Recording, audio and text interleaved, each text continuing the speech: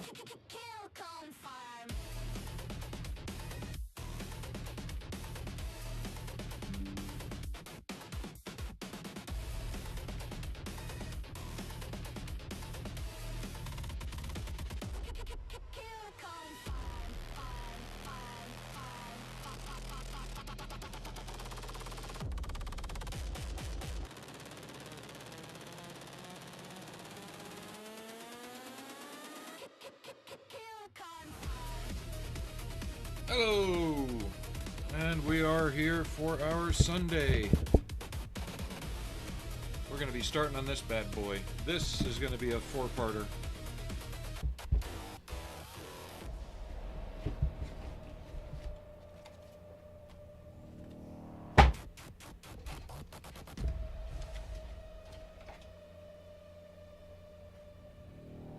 These are most of the exterior.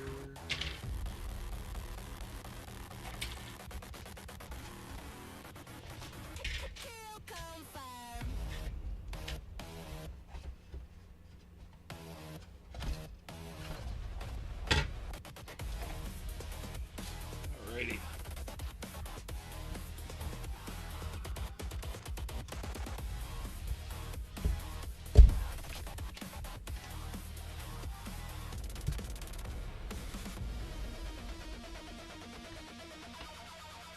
Why are we starting on step 16? Because I got everything out of order. But we are not starting at step 1.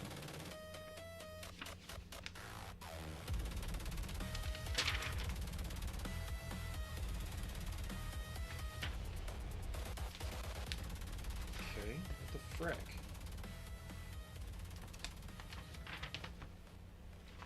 Yeah, we're going to start on step 5.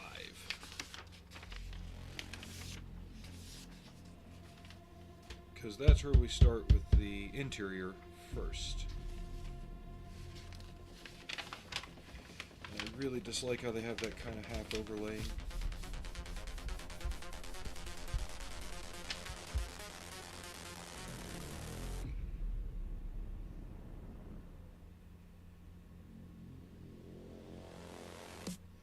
Alright. So I need K18.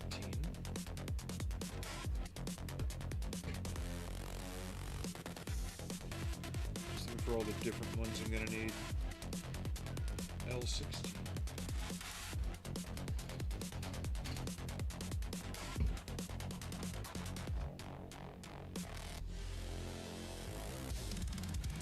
Everyone's like, well, why don't you get a sprue organizer?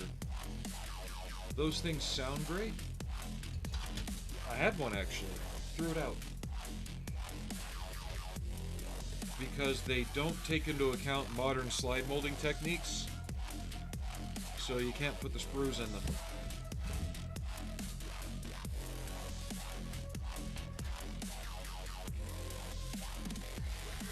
Anything that coulda, woulda, mighta have a interior piece on it, I'm getting out.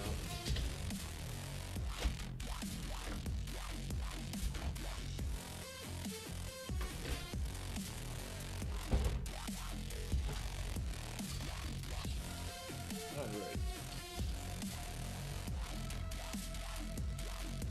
I'm going to start with that.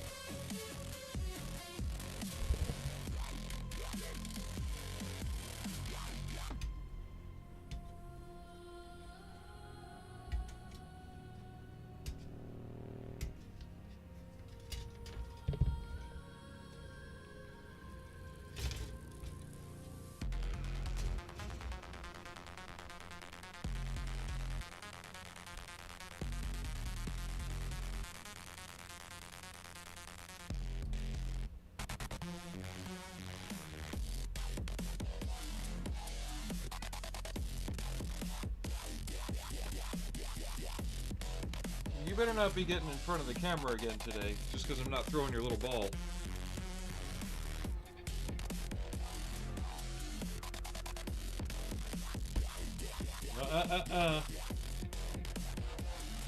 If you want to play, you play by yourself. Now we're going to do this again. Frank.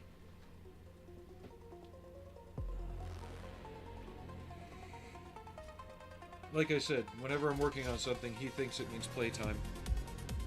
M20.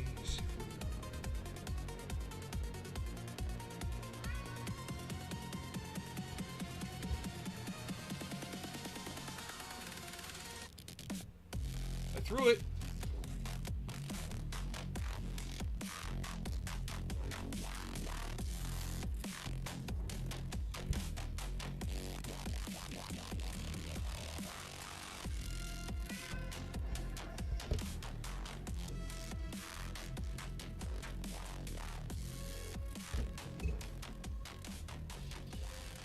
Two of these.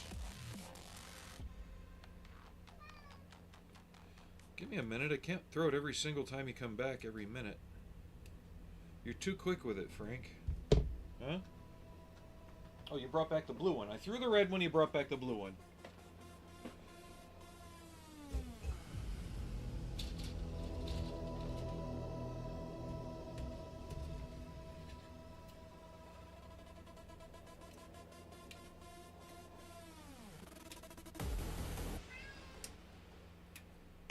Can wait.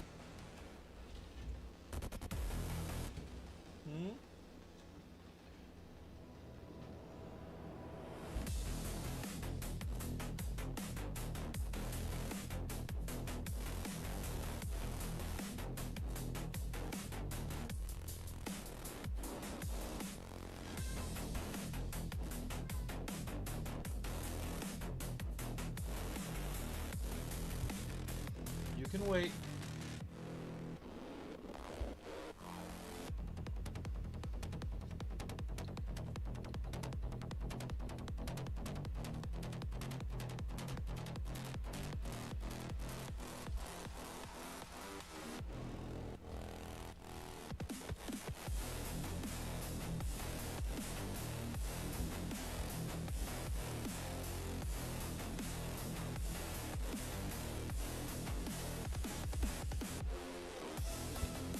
When these go in, they'll fit in here.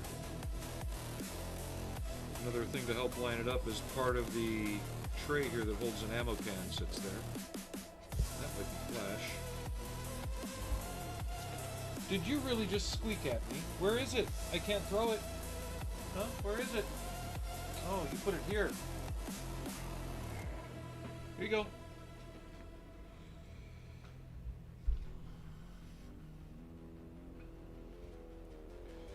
You're supposed to have the floor in place first, because it kind of notches in.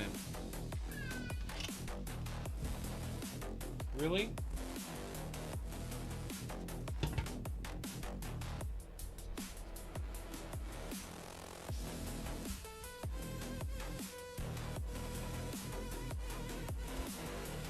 Jump seats. I wish they came with an option to have the jump seats folded down.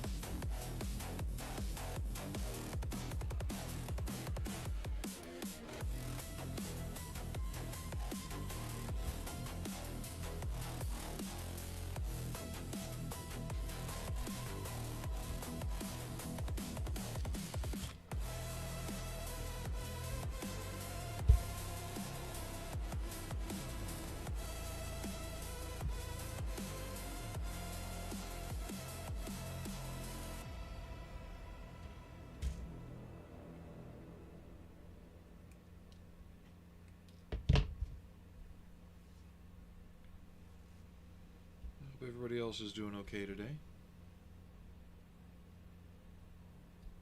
It's Tomorrow morning I gotta go do some Christmas shopping for the family. And I gotta pick up some other supplies at like Hobby Lobby or Michael's, depending on who's got the better selection.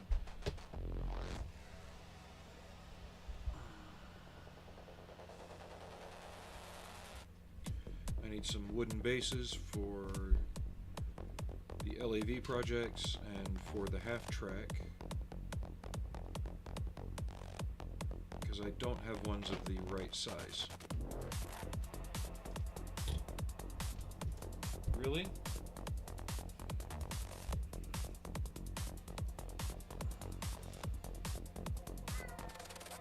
You can wait.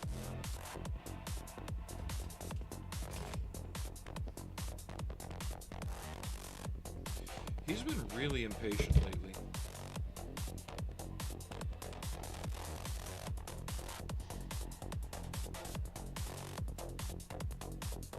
You can lie down. That's fine.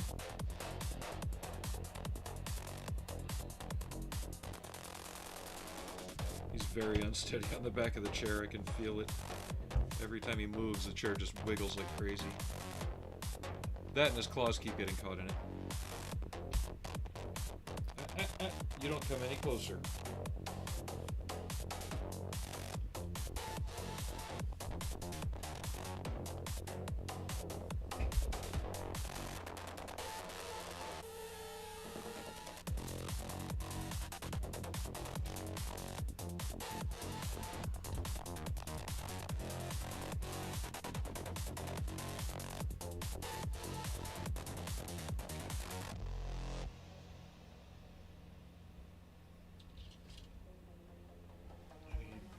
N16.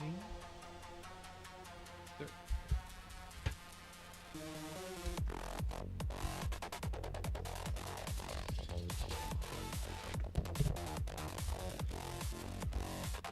Excuse me.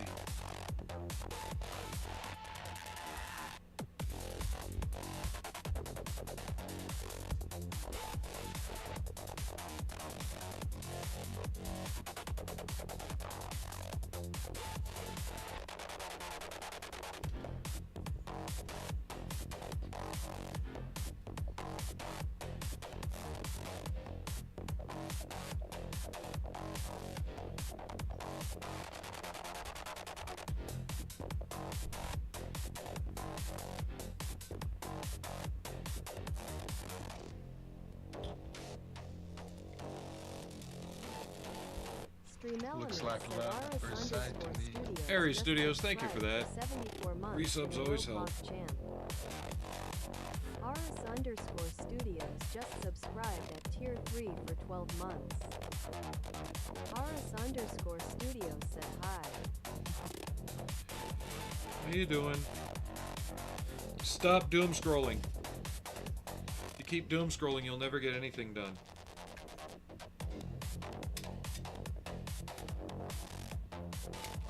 Don't doom scroll. Pet that dog.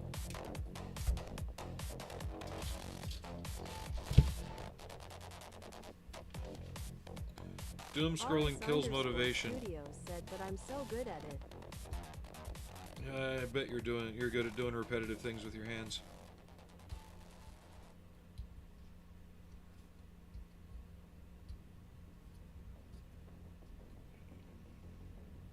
RS_Studios said giggity.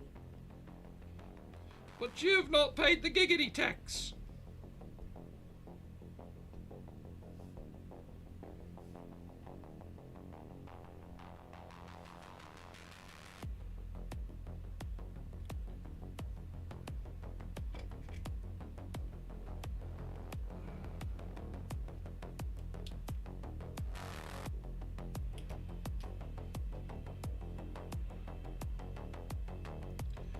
Feeling kinda shaky today.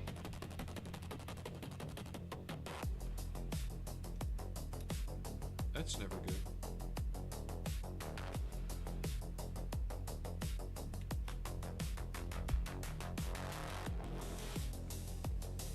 I'm feeling better than I have the past few days, though. I definitely think it was either the weather change or I was fighting something off. there's been some kind of coldy, fluey thing going around at work too. So uniform 9. U9, that's N. I need the U sprue. There it is.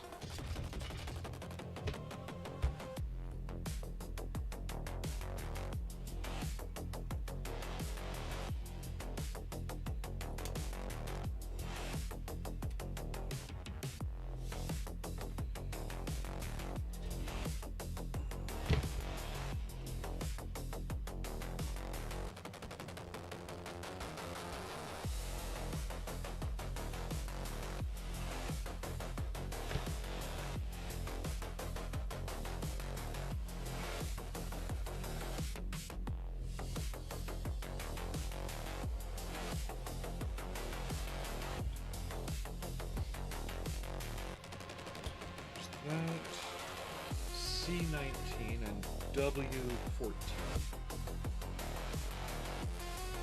That's L. C's.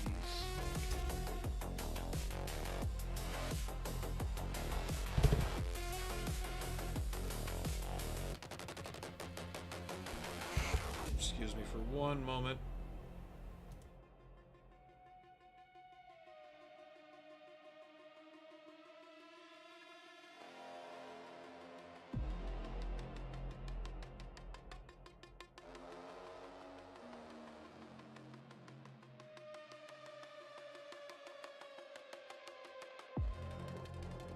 There we go.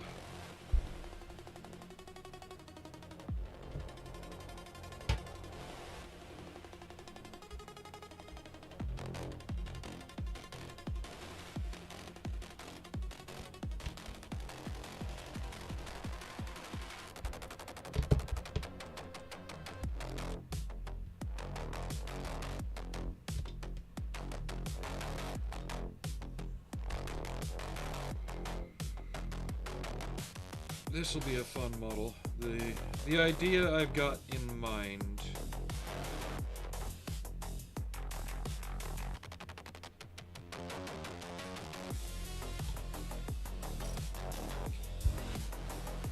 W14 C W.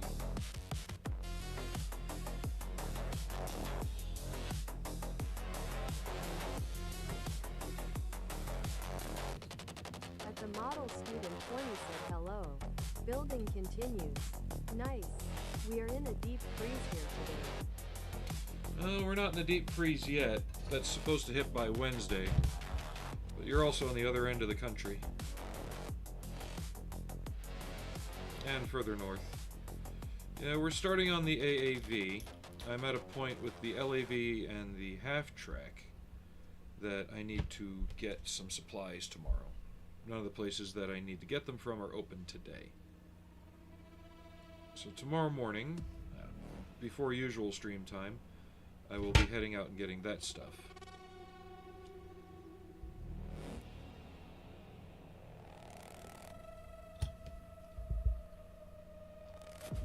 The work on this is going to be like in 4 or 5 phases, so I can do the construction of this independently with no real issues.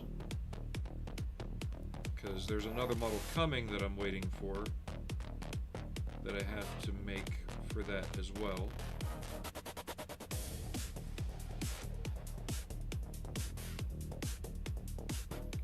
And once that's here and assembled, then I'll be able to figure out what size base I need and the kinds of figures in terms of posing and things like that. At the model student 20 said supply runs are usually fun. Yeah, I've just got to go to Hobby Lobby and they're not open on Sunday. These 2 pieces are essentially complete for what they need. Let's get whatever the hell that piece is. K2.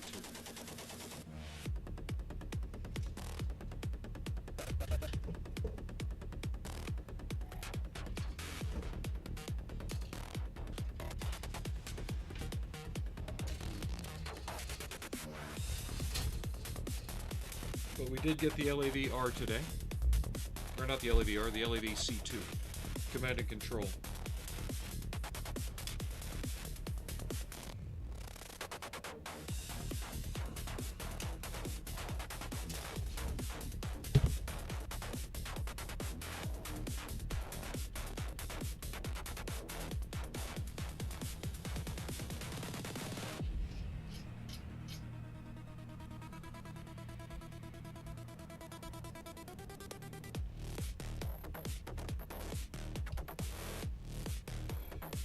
I also want to be sure that I've got all my ducks in a row for the hell? What, Frank? For the back to basics build. At the model student 20 said I'm having bad thoughts. I might switch up the helicopter kit for my big wheel from the Hind to the 135th Ka-29. Isn't the Ka-29 like the counter-rotating one? Kind of think didn't we call that one the hormone? George Davis 7629 Hey George. said, "Hey student, builder."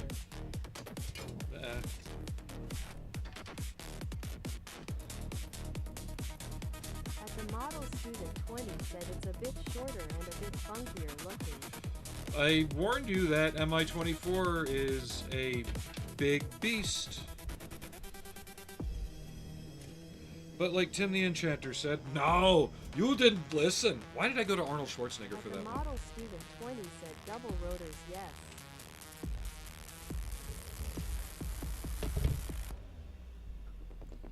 And one thing the Shep Payne books also tell you is to look at the composition. Sometimes more is less. And it's quite possible to have too many things going on distracting from the story you're trying to tell in your scene.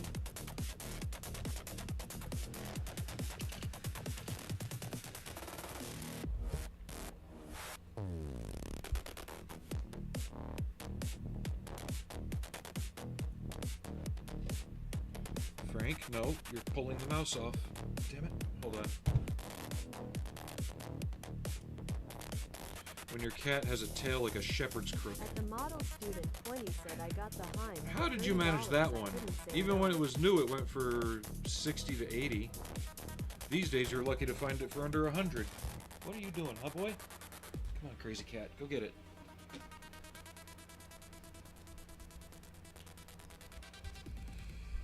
Yeah, and then Edward goes and announces their little, oh, we're making this with, you know, we're making 48 scale decals for this now.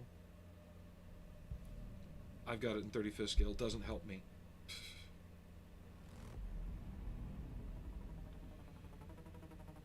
And I want the challenge of painting it. What, cat? Huh? You brought your poof back. I can't stop every 5 seconds to throw this for you. It's right here, by the way. At the model student 20 said I'll know once I get the building in place. Boing. I don't want to overdo it.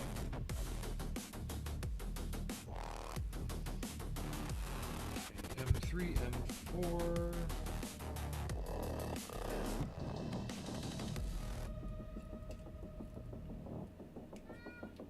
Well, you're gonna have to wait. I don't know if you can hear him complaining at me to throw his toy. We go through this every stream, I know. He's just gotten into the habit of, oh, you know, Daddy's down here, it's time to go play fetch. At the model student 20 said the alien paintwork will be a worthy challenge, no doubt.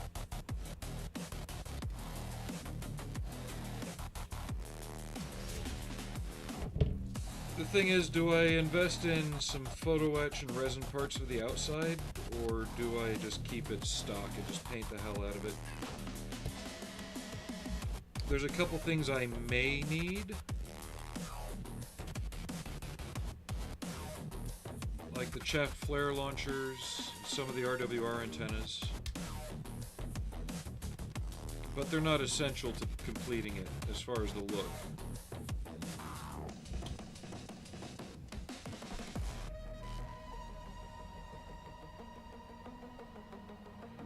M1, M22. So M22. here.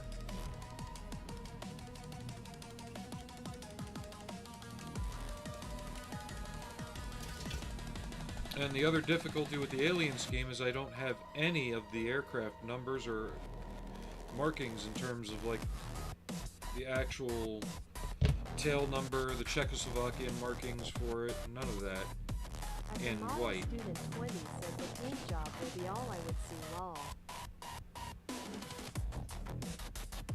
I might be able to make masks and airbrush a lot of them, at least for the tail numbers, but not for the Czech roundels.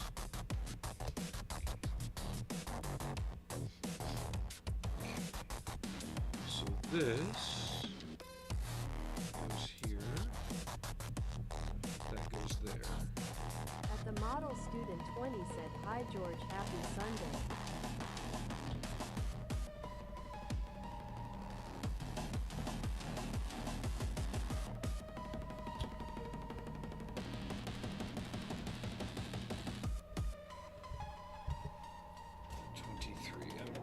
M23.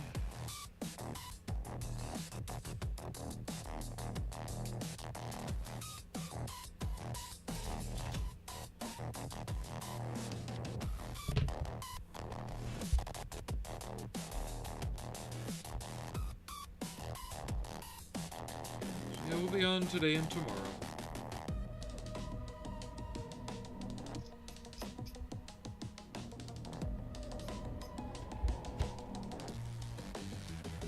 Then I work another 5 days straight.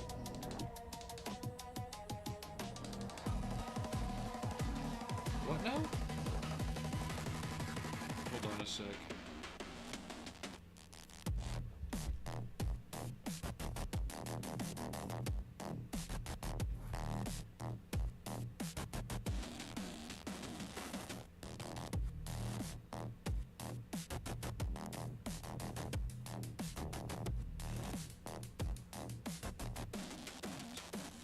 Did my AA7 video not record? Okay. Someone said can't hear a thing.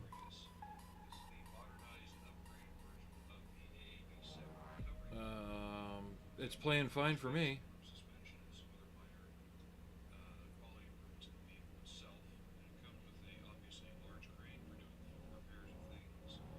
So, sounds like a personal problem. Sounds like a skill issue.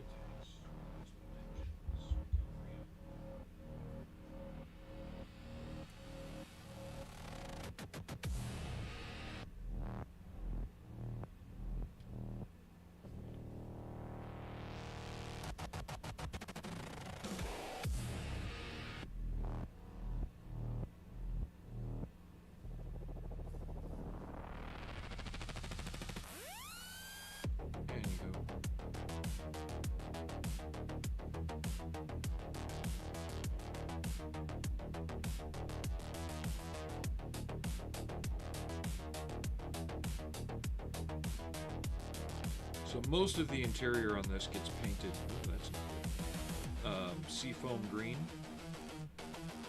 which I'm just going to use Tamiya Sky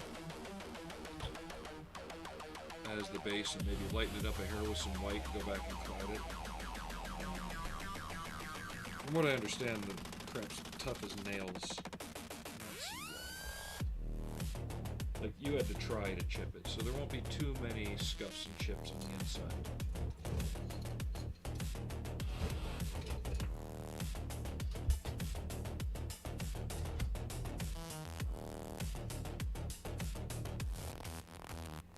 Can you all hear me okay here?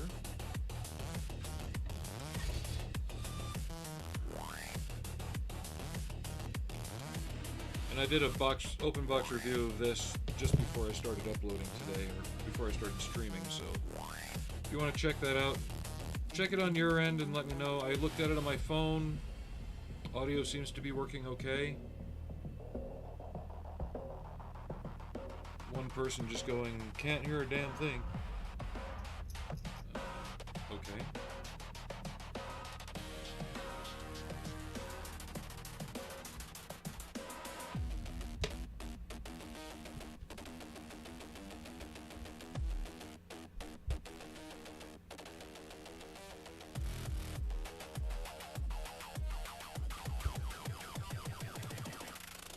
Now, some of these hoses are painted blue or orange on the kit, because that's what the material they're made of. But I'm just getting everything together. We'll keep the walls separate, paint everything, and then start putting things together.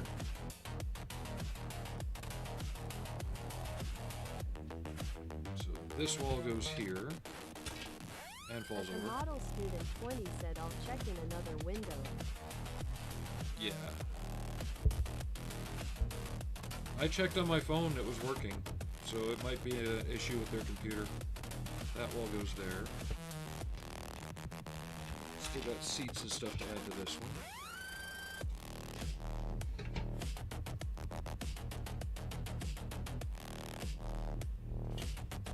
Ow. You ever have those days where you just move your hand the wrong way and it just hurts? Yeah, that's me lately. Just everywhere.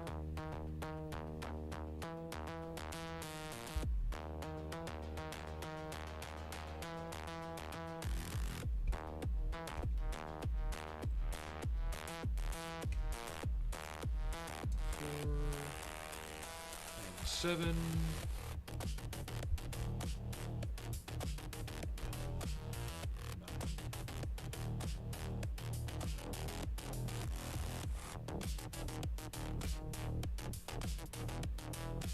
The model student 20 said it's good.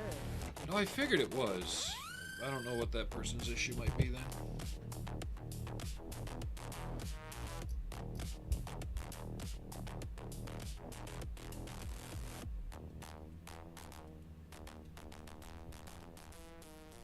Maybe they want to look at their audio controls. Or unplug their headphones. At the model student 20 said I am stiff today. I haven't taken off my snow pants or my hoodie. Yeah, the only thing I'm leaving off is the fire extinguishers. They get painted red and get some decals on them. I'll handle those right before I go to seal up the hull.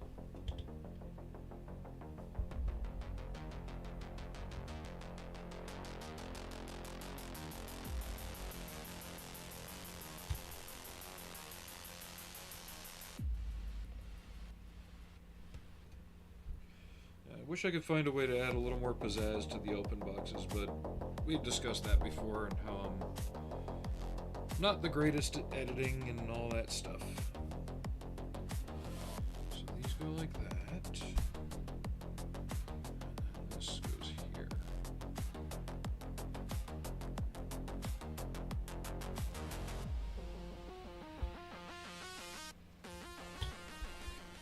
Maybe it'll develop into something on its own.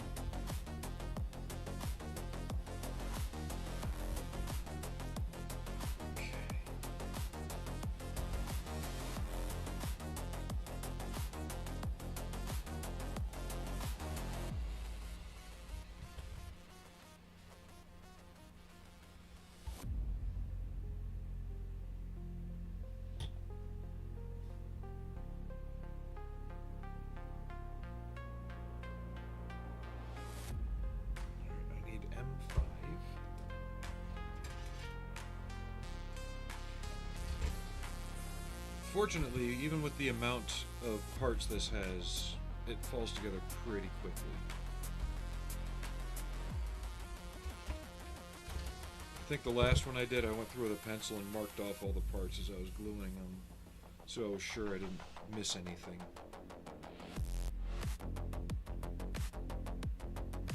At the model student 20 said if you do play around OpenShot, it's the easiest to use. Even a dum-dum like me can use it. Grinning face with sweat emoji. Oh, then I know I'll fail. Like, seriously, ask Ares Studios. We essentially both have the same computer. And we will set up the exact same programs, the exact same way, the exact same settings. It'll work for him, it'll fail for me.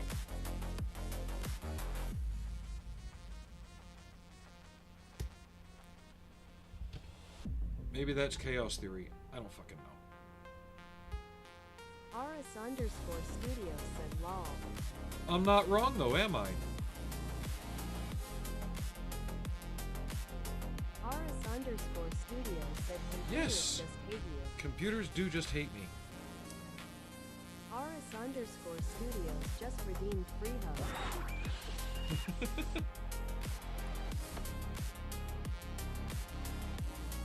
And I have never once denied that they don't.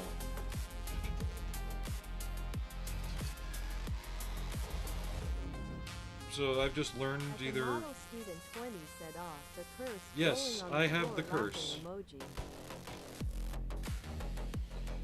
emoji. However... Where's C36? I can look the wrong way at a car and it'll work just fine. My original Camaro, my wife drove it to pick me up when we came back from deployment. Radio didn't work, the lights were flickering on her, just all kinds of stuff going on with it. She's like, your car's possessed, I don't know what's going on. I get in it, no issues. None whatsoever.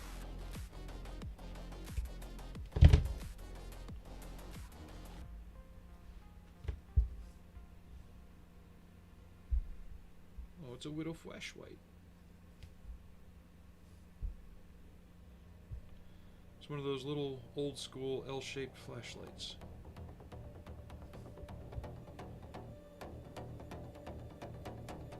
Have to remember to paint that a nice dark olive drab.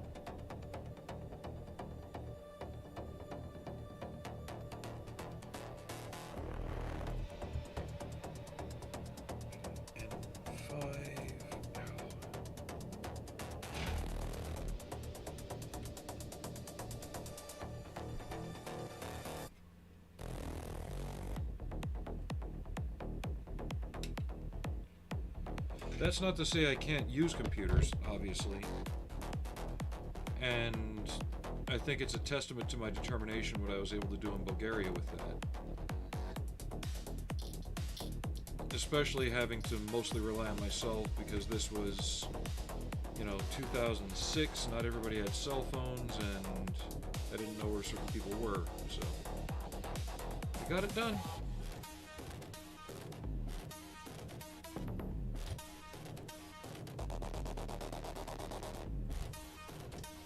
Sucks a fucking greenhorn lieutenant screwed up any recognition I could have got from it.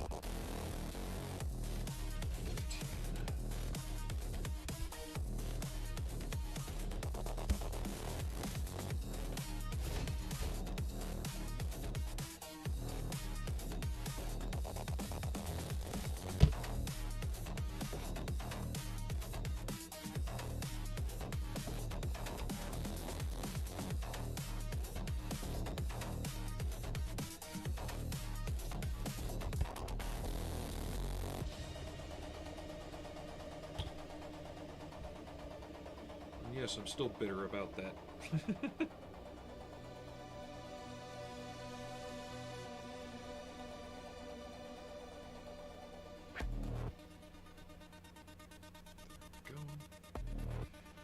Okay, I think that's all the itty-bitty parts except for the 2 seats.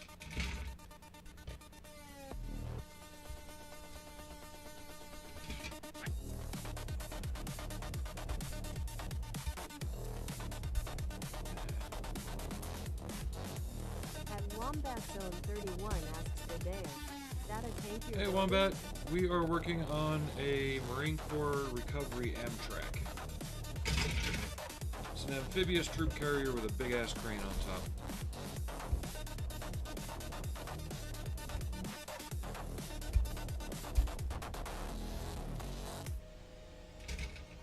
At the model student 20 said tank with wheels. No, it's not even really a tank. It's a boat with tracks.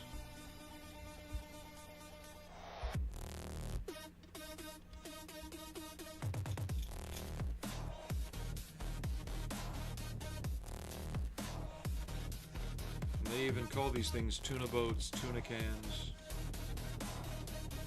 vomit comets.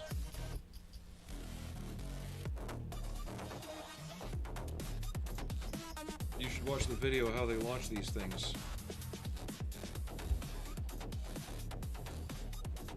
At Wombat Zone 31 said nice. Mates got me into bolt action. Have a couple of 148 M4s to build. Just finished the Firefly. What, are you talking Serenity or the converted Sherman?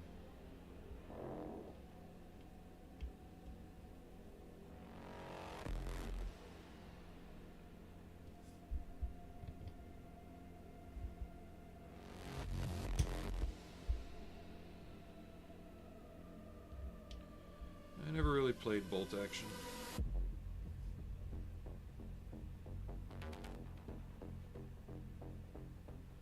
I just do this for fun.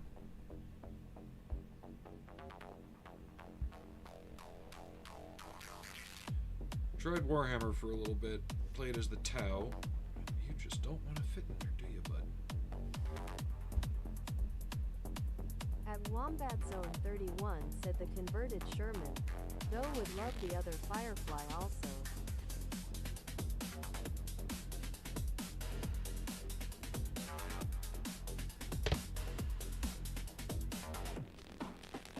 There we go.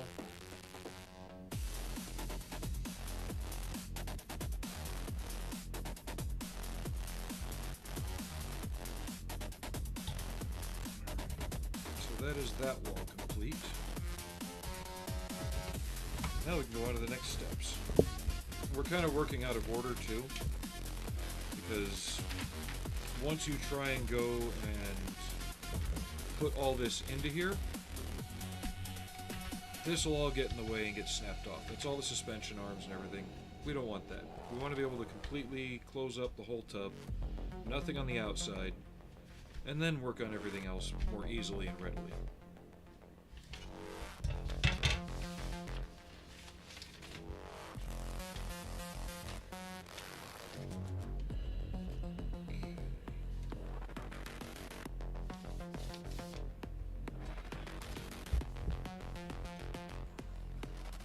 Wombat Zone 31 said I also do Warhammer, Imperial Knights and Custodes. Just recently built a 1980s Darth Vader TIE Fighter and Boba Fett Slave 1. Now, were they the Erdl kits or are they the newer Revell kits?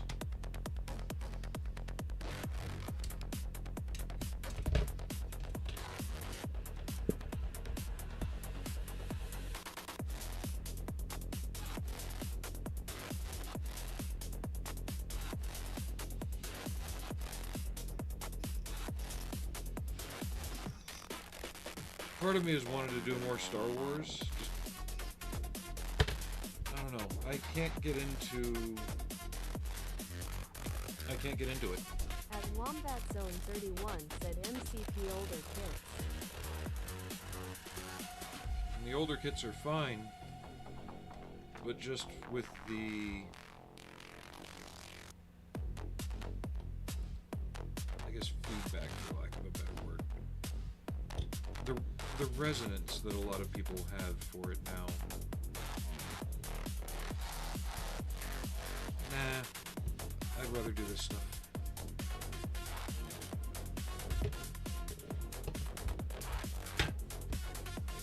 At Wombat Zone 31 said was a lot of body work to get pieces to fit right. Oh, you got one of the newer releases then. The original ones fit like a glove. They're pretty worn out molds.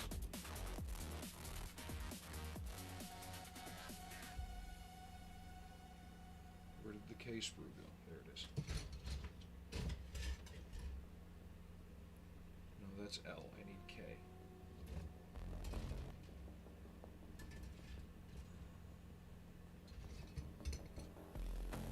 W, K.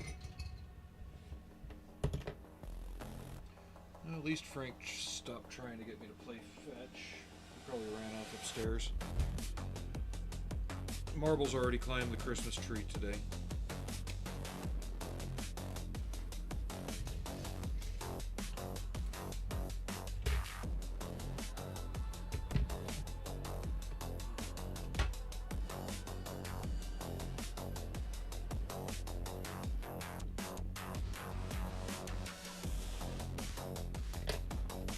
kind of excited to see how round 2 improves the old Vincent kit, though.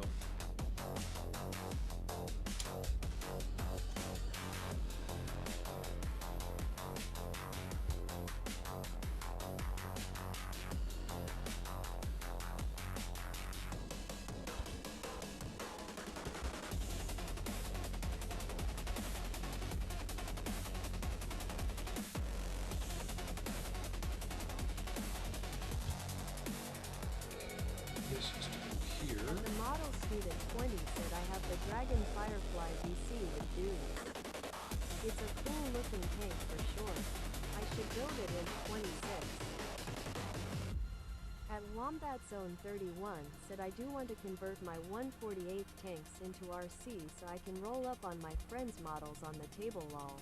Ooh, good luck with that. And there is a site that does that stuff, 35rctank.com, but most of their stuff's always out of stock, or you need some real cojones to even fit that stuff in.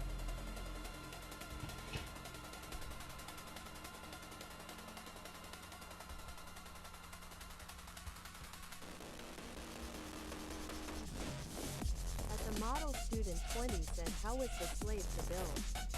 I have it in the stash as well. The one I built, I left out the gimmick of the removable panel on top, where you could see Han Solo and Carbonite. And then I reinforced the top seam from the glass to the nose where the guns are. Backed it with some AAVS putty, made it stronger. It's a decent model. It's not terrible, it's mostly correct for its age. I rescribed all the panel lines and added some missing details to the outside. Other than that, it's fine. Give me a sec. It's actually in my shorts. I've got it sitting behind me, but I can't get it out right now. Give me just a moment. At Wombat Zone 31 said I did a light kit on the Slaver one.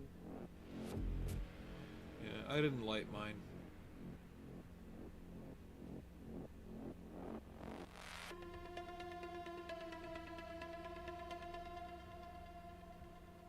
There we go.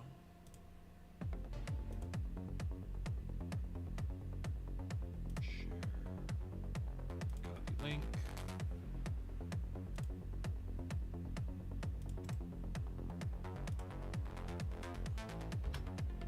Busy builder. There's a link to it. I don't know if it'll paste on YouTube for some reason, but it pasted on Twitch. Yeah, it's down in my shorts. Like my shorts feed, not my literal shorts. But with some careful masking and different things, you can make a pretty good end result out of it. I use liquid mask to do the chips on the hull. There's like 4 different layers of paint. There's actually pink in that skirt. It's not just light gray chips. At the model student 20 said I have a few of those old AMT kits. Lighting them would be cool. The Millennium Falcon was made to be lit. The earlier issues, you could actually take off the bottom panel and there was a battery tray there. I think on the newer release of it, when they retooled the sidewalls, they made them shorter. They round 2 basically went through and corrected that old NPC Falcon kit. They fixed a lot of stuff on it.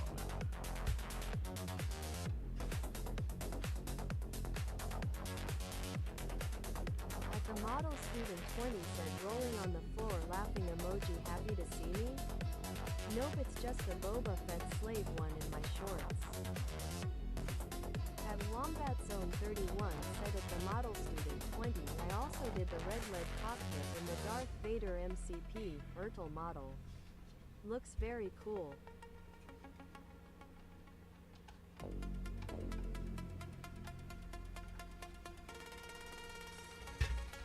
You can see why I'm test fitting, because I want to make sure that top fits as best as I can get it.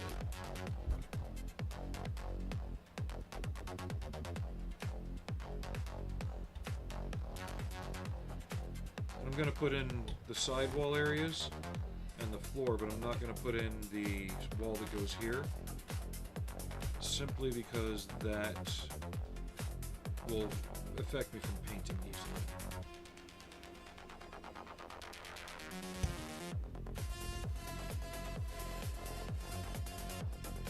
There was somebody at my model club that was building one of the other versions of this, and he misaligned the interior and had nothing but fit problems.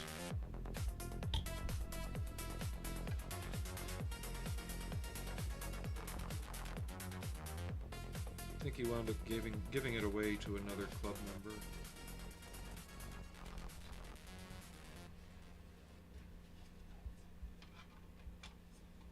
But test fit, test fit, test fit. So it looks like I might have to just go through and file that down a little bit. I built the Darth Vader tie, but added weird landing gear and rotated the wing panels to vertical position. Should add a cockpit light.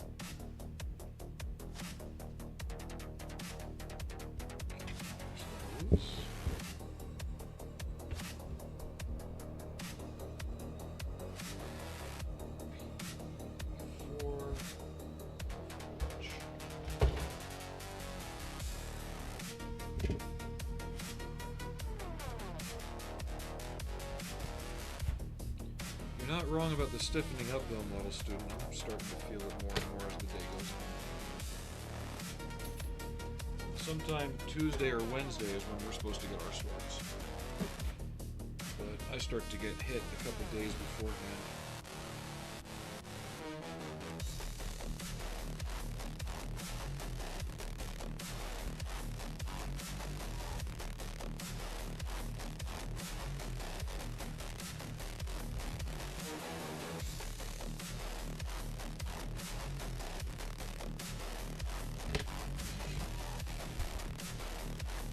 Yeah, that Darth Vader kit did come with weird landing gear that really wasn't supposed to be with it.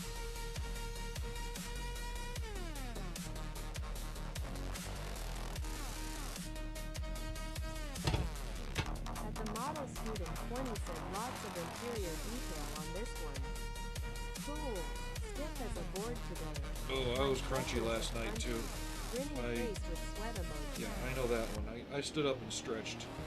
I just felt everything. Really, Glue? We're doing this today?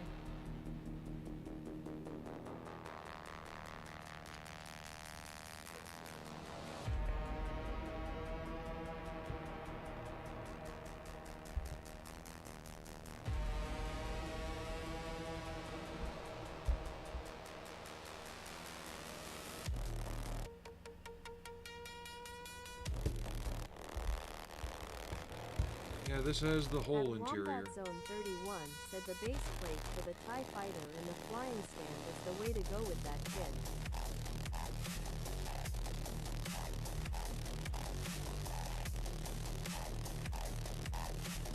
I like to think I made a much more elegant solution for my slave when I built it. And that hull flashed over. Just give me a second. Speaking of flash.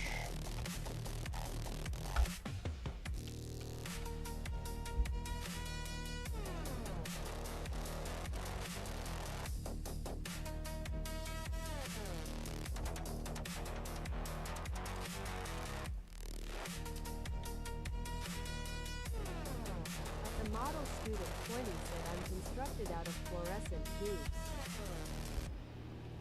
Oh, you're more modern. I'm constructed out of glow sticks.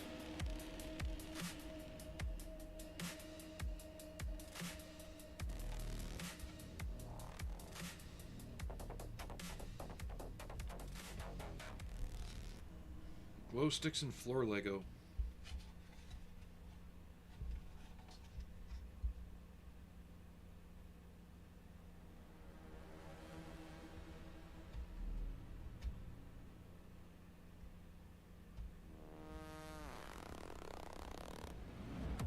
At Wombat Zone 31 said I dropped my god hand nippers last week. Been so devastated. Broke the tip. That's why I don't buy into name brand stuff like that.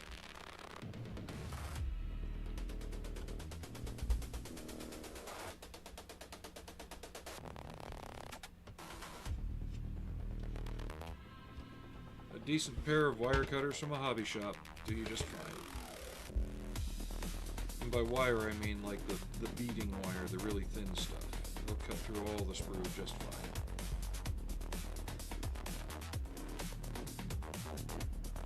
And people will argue, oh yeah, the God hands are made so you don't get that white distortion and all this other stuff. The way I build, I don't care about that, so me, God hand doesn't matter.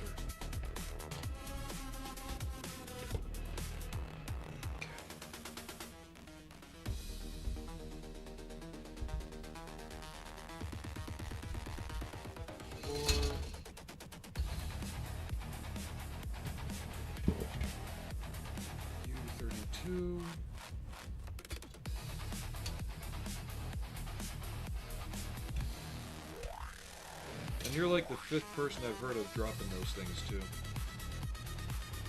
At the model student 20 said that sucks. They are expensive, but the Speedia are great and they are less than half the price. Mine, Vader TIE Fighter, fell apart and resides in a box for now.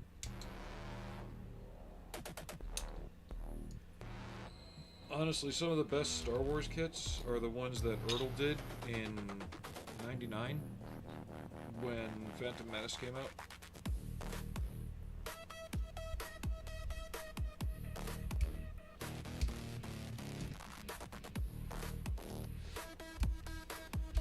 Fine Molds does good ones too, but they're harder to get now.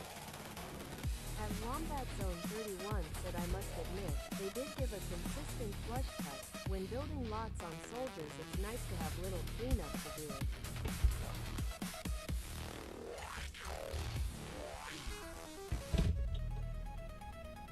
You still gotta go back through and clean up all the mold seams anyway. And for a good fit, you don't want to rely on just the God hands to cut flush. You want to actually go back and ensure that you did a decent job.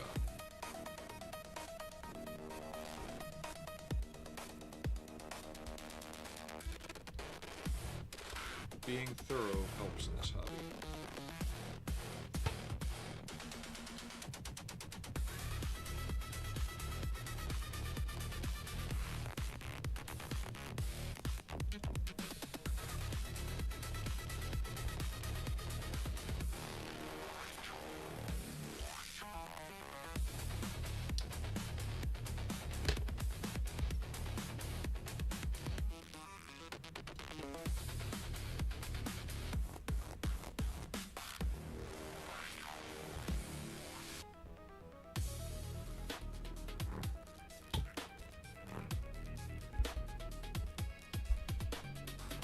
Maybe that's something I should cover in the Back to Basics build as well, that there's a lot of stuff that kind of lends to a lack of attention to detail,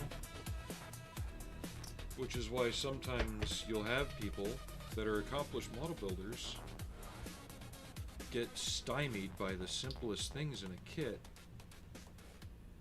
because they're not paying attention. They're not going, oh, hey, maybe this kit isn't made like this. Maybe it needs this or that, you know?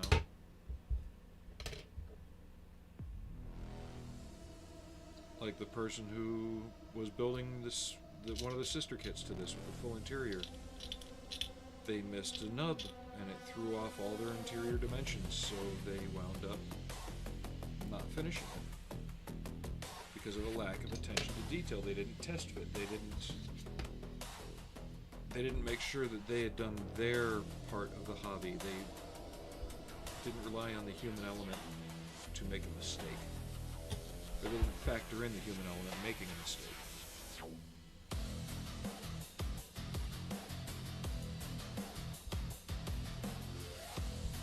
Could have sworn this was for it is.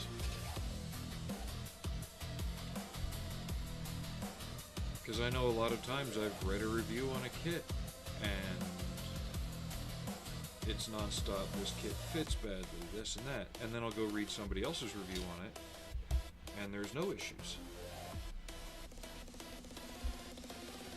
So based on the 50-50 determination, I'll buy it myself because it's something I want to do. And turns out the kit's fine. So did that person get a faulty copy? 20 said I have the fine mold X-Wing. It looks very nice. The Speedy and Nippers are excellent. Try them. Or did they not pay attention to a sequence of events to constructing it? Did they not? It could be anything.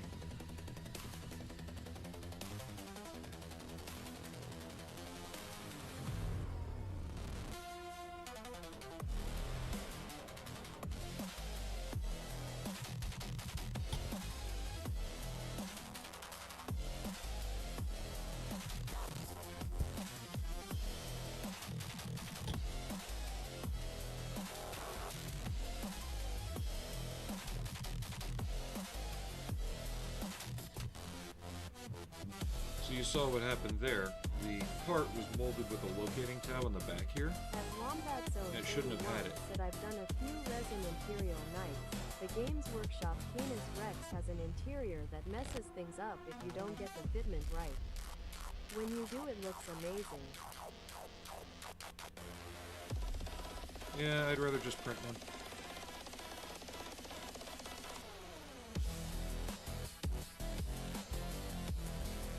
This isn't sitting as far here as it should. So this part was mismolded.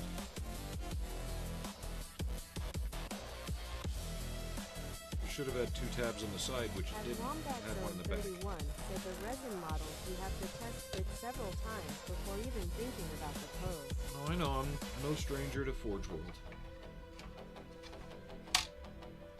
No stranger to Forge World at all.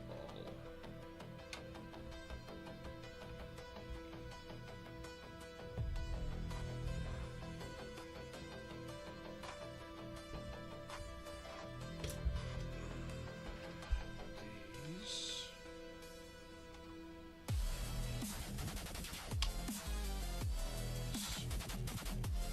We're just kind of loosely test fitting a lot of things together at the moment. At the Model Student 20 said I found the main instructions a bit vague here, and they're on the gag. It may have been me. No, I don't think it's you. I've run into that myself on a lot of the newer manufacturers. They're not being very thorough on the sequence of events. So those are just temporarily in there.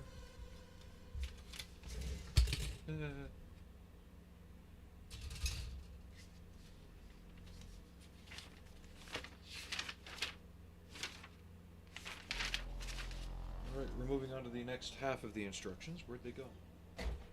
There they are.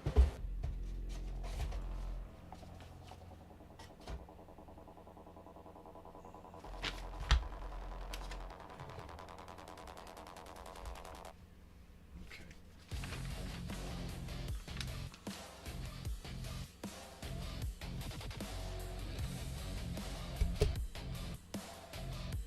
And we'll find out how I get along with Mang At the Model Student probably next 20 week. said I forget which printer that you have. Mine are Anycubic. because it's going to show up next week. I probably won't start it for a bit. I'd like to finish building the basics on this first.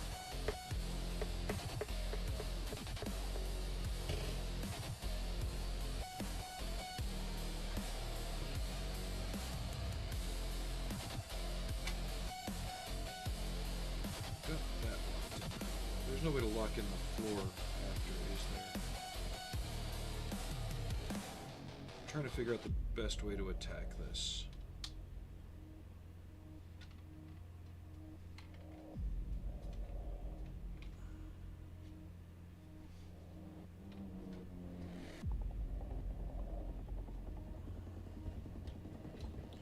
I have the Elegoo Saturn II and a Mars 1 for backup, but it's a first generation Mars 1, so it's literally an emergency only printer.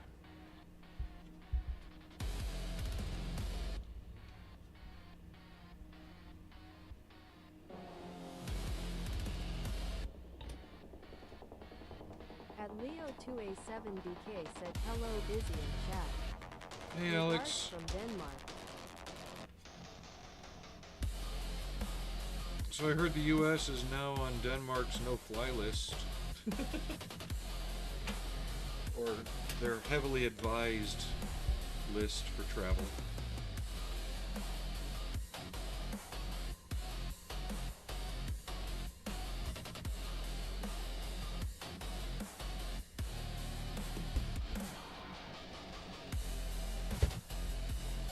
At the model student 20 said they are great things to have. Hey Alex. How you doing, Alex?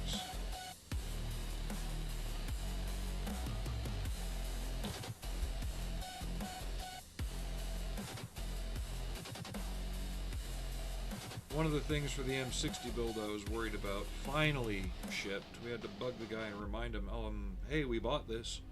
Oh, yeah, sorry, I forgot.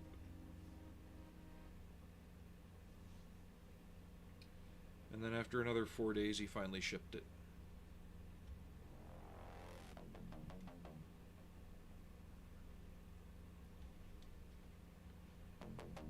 And the only way to get a good Hoffman device is to get the old Tamiya military miniatures set. It's not saying anything about putting this side in yet, so I'm just going to not glue it just yet. I'll leave it loose and hanging. But I am using it to keep everything spaced. BK said, yeah, this is getting fucked up. Upside down face emoji, kissing face emoji. It's okay. It's our government's having the problem, not our people.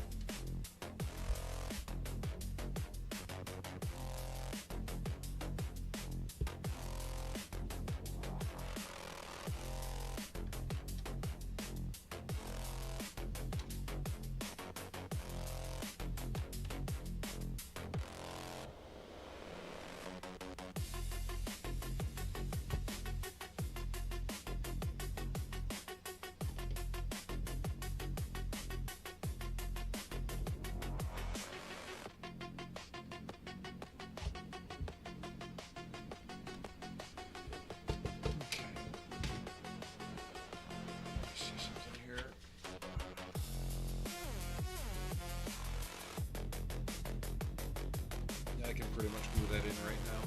Okay. It's not going to affect anything on the other part of the build.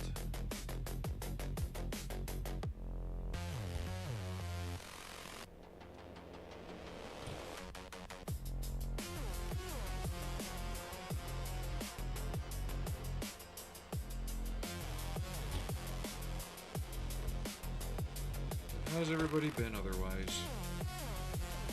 I hope this is a nice quiet weekend for all of us.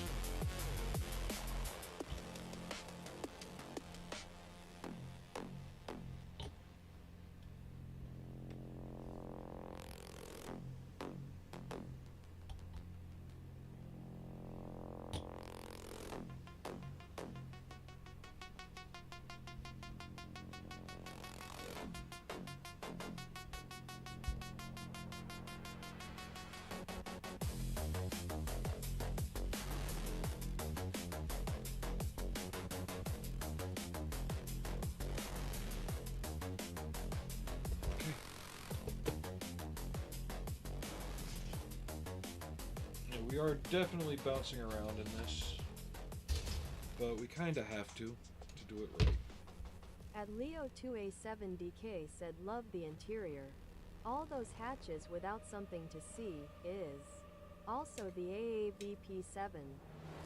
Oh, this isn't the VP. This is the R. At the model student 20 said everything here is great. Just frozen. Come on, you're not going to start singing Disney songs and dancing around in the yard? I wouldn't either with how crunchy we are.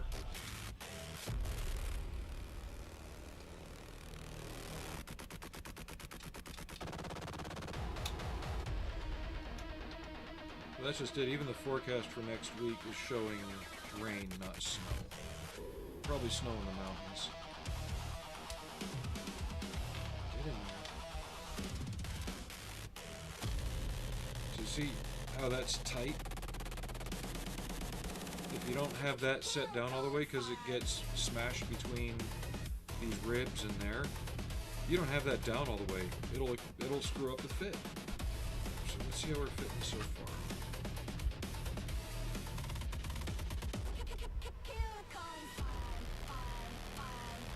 Still pretty good.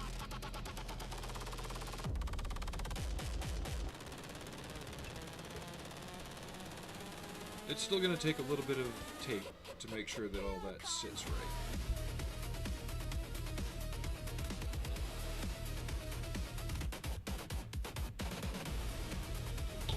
Have this reset already, I suppose.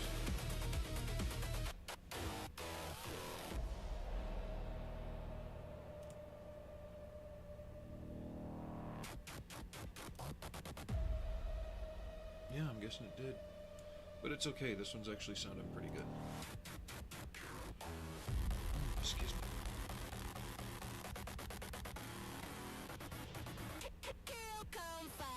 And if whoever just subscribed is in the chat, say hi, and thank you for the sub. 70K said, thought why I mentioned the AAV-37.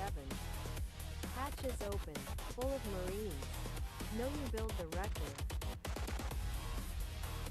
You do know I have the other one on the shelf already, right?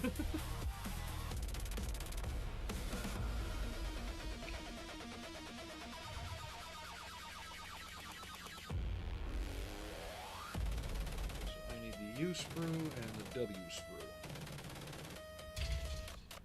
There's U.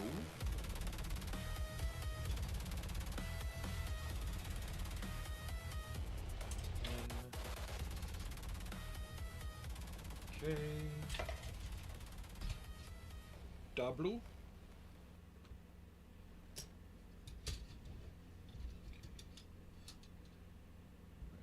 But before I get into this next phase, I'm going to take a stand up and move around break because it's been a bit, and like we've been discussing, feeling a little bit crunchy today. So I want to make sure I can move and stretch out, and I don't throw my back out sneezing or something. So be right back.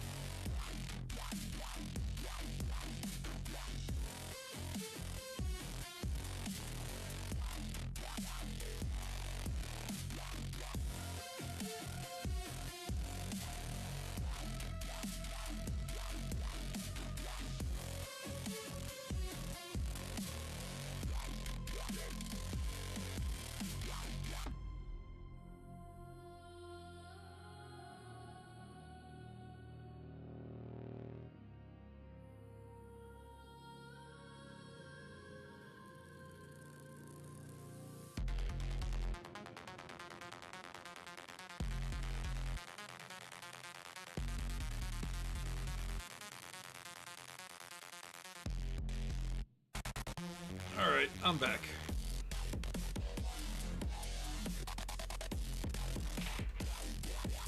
And while I was up, I did grab the original version of this. And there you have it. Again, full interior.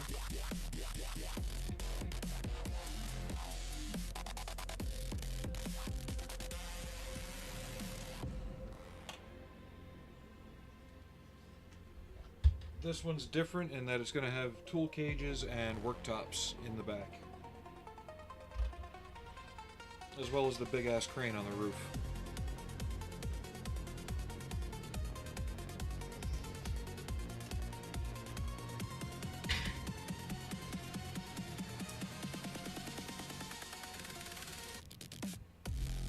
W3435.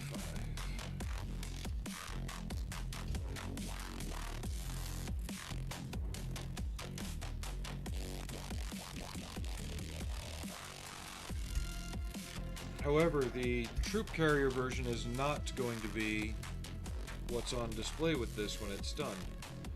For that, I've got something else on the way. But you'll have to wait and see. At the model student 20 said awesome vehicles.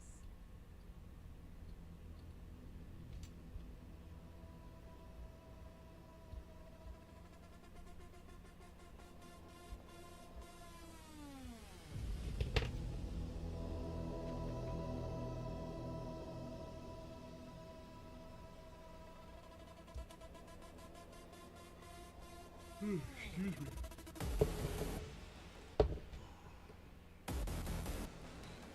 Yeah, this thing's been in use since Vietnam.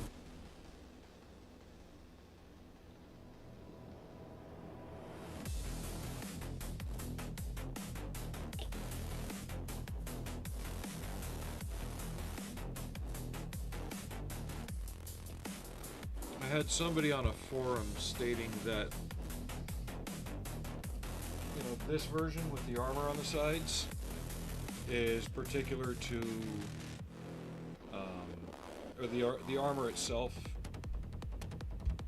was a more recent development. I'm like, I didn't say anything. I really don't like getting into big argument craps on stuff like that. But in my head, I'm just sitting there thinking, then why did my brother send me pictures of them back in 1992 with that armor on them?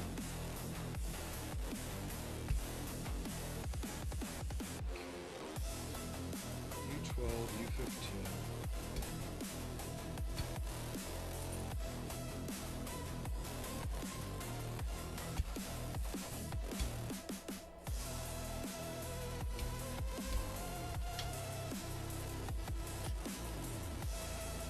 I wish I could have kept the model I made. I sent it to him when he was out in Hawaii, and by the time it got to him, it was shattered into more pieces than what I had sent. There was no saving it. He sent it back. But it was the Tamiya kit that I had scratched just based on the pictures he sent me, which, you know, it wasn't anything terribly in depth, but it was in depth enough that for me in 1992, 1993, I had scratch built the external armor panels, the full interior, all the way up to the driver's compartment, and I thought it looked pretty darn good. I didn't take any pictures of it, so I wasn't able to salvage anything. But I did the best I could with what I had, and I thought it turned out great. Hi. Yes? What do you want, Frank?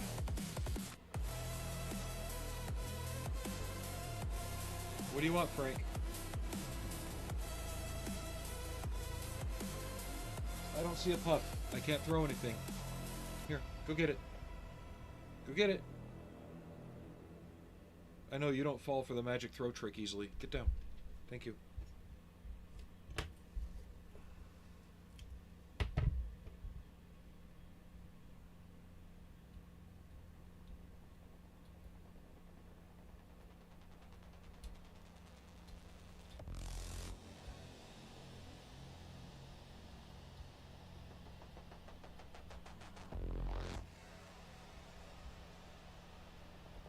But yeah, my heart sank when I got the package back, and it was just At the model demolished. student 20 said it's time for a paw announcement.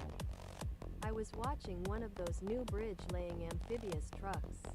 Wow, it was cool to watch the guys run it. Pretty sweet piece of equipment. Is that the one that drives in and the sides fold out and it's like boom, Instabridge? Or the pontoon trucks, basically?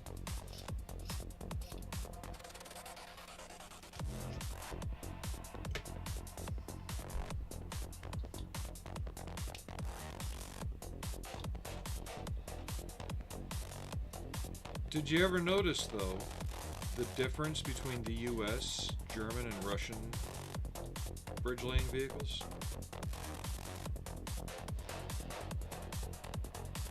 At the model, student 20 said yes.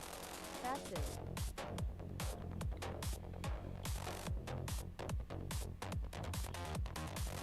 So I believe the German one's called the Biber. It's based on the Leopard 1 chassis.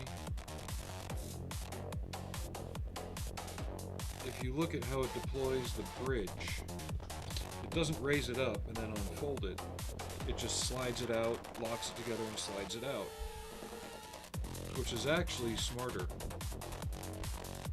Because if you're on the battlefield, what are you going to look for to announce the crossing point? Giant bridge going up like that and then coming down.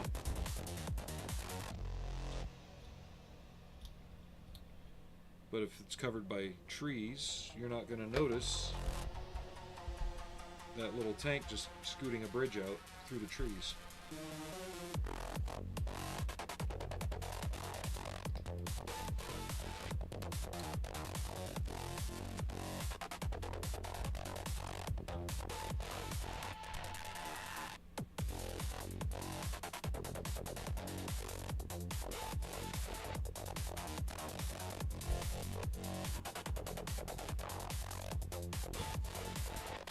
Now, AFV Club also does this vehicle.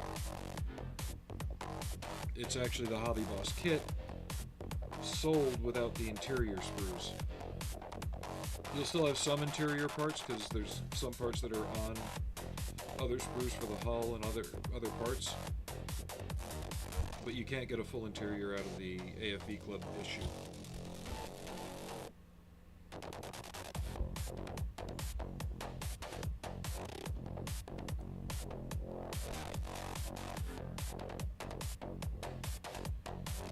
Too worried about the seam on that tank because you're really not going to see it very much.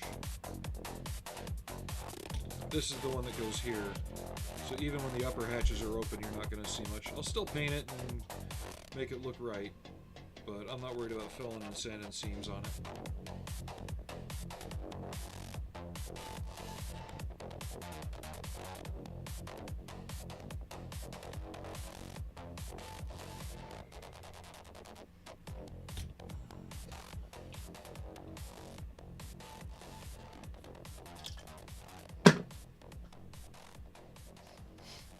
Go.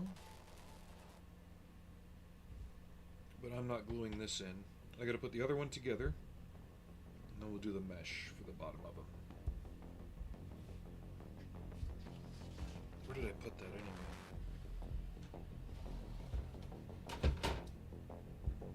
There it is.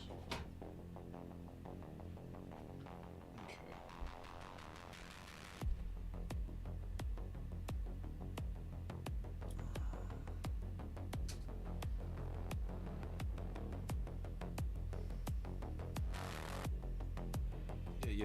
You had to bring up feeling crunchy today, didn't you? Because now I'm just feeling it all over.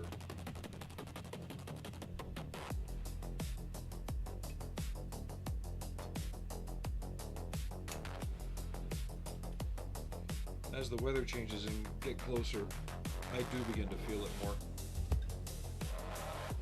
Thanks, model student.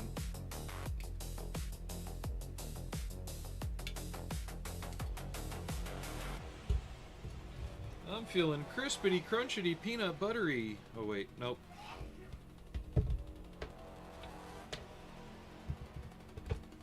At the model, student 20 said sorry. It's not like you actually did anything, don't worry about it.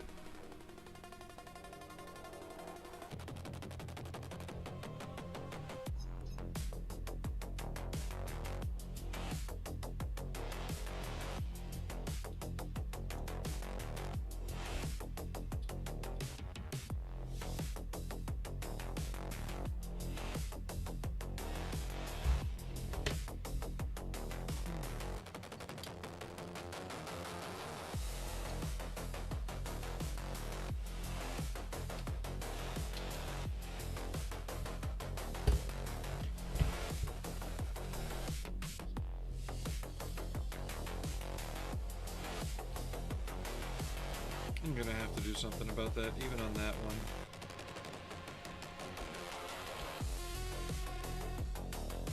There's one thing I will say about these kits is the flash is horrendous.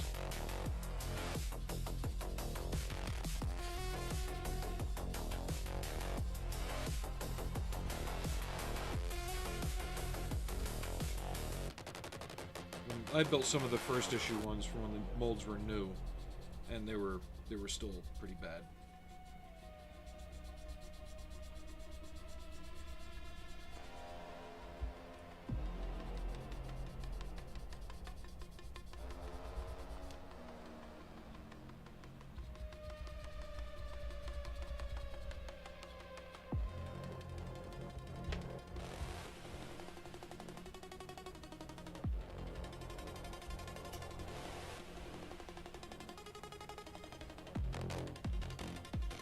Their slide molds weren't tuned very well.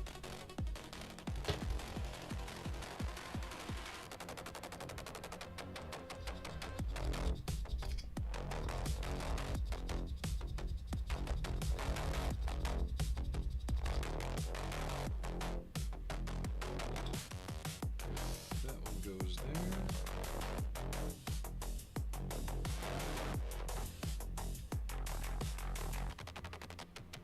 Excuse me, kid.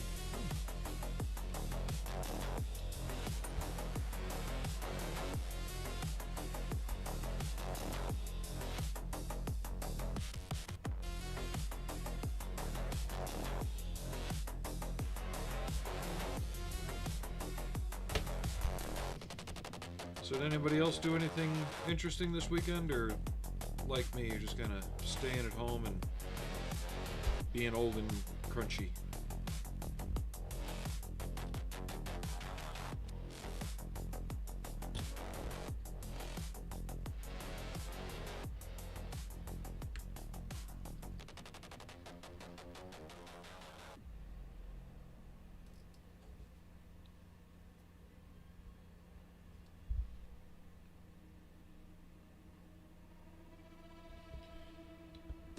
And let me know if you can hear the TV show my wife's watching upstairs. I really need to know, so I don't possibly get a copyright strike or something.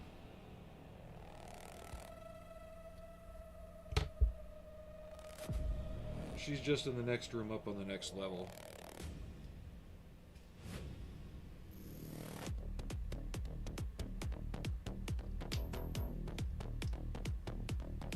Oop. Drop.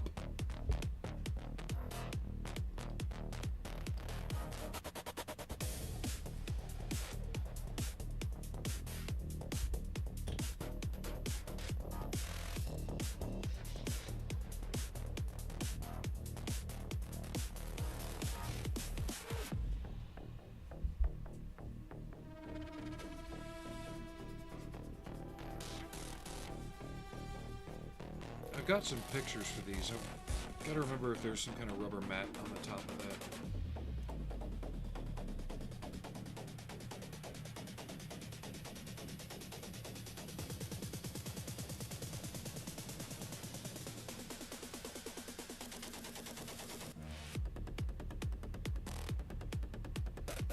That's a no on the ones on this side.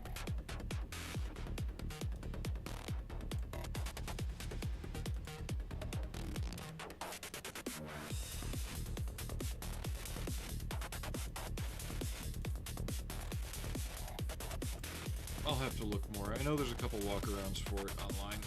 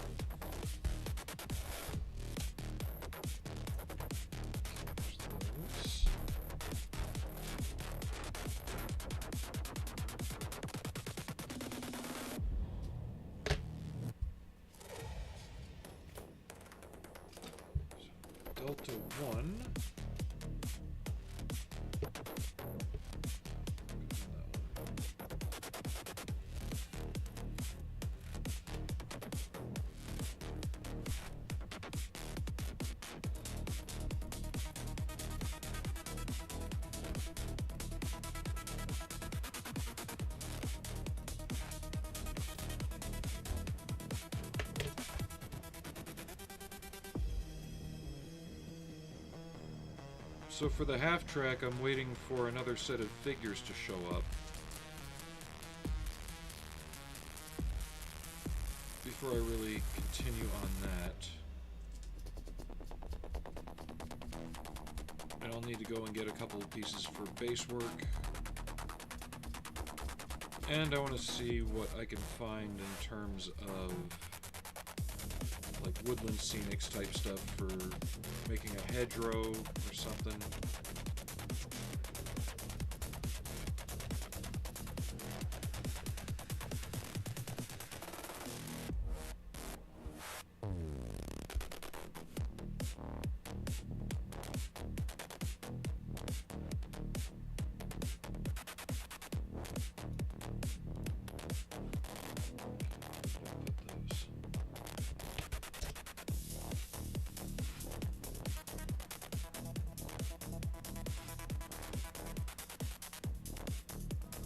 That's not exactly working how I wanted it. I still haven't been able to find my red-handled pliers, which is what I would normally use for this. Because they had a fine jaw that I could get in there and do that 90-degree bend right there without bending the mesh up.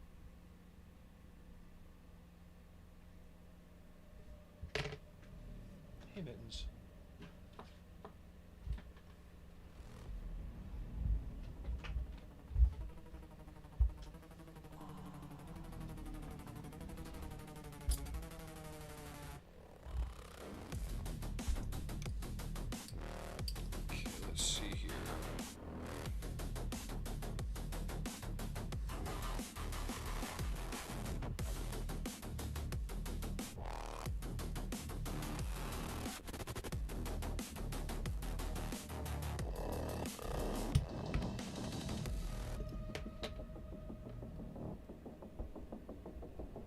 But we do what we can with what we have.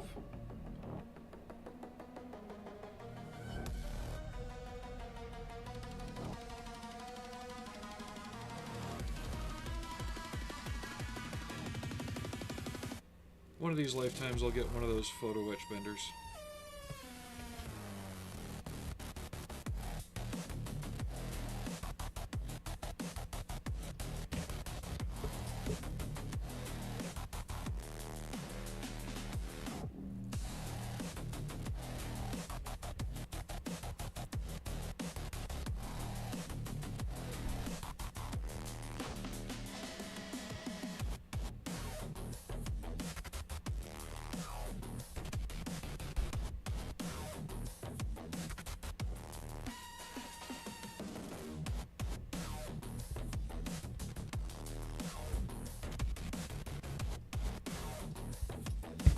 Better.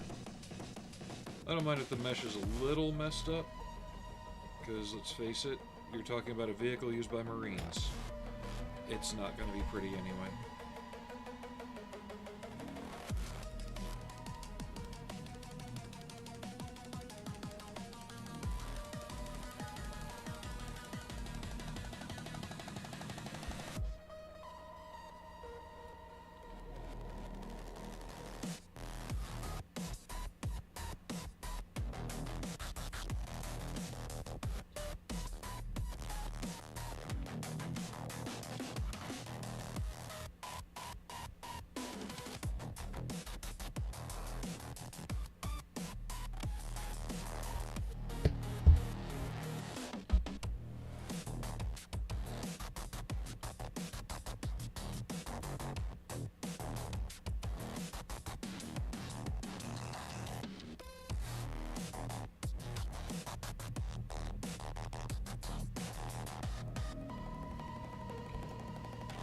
See if I can do this one any better.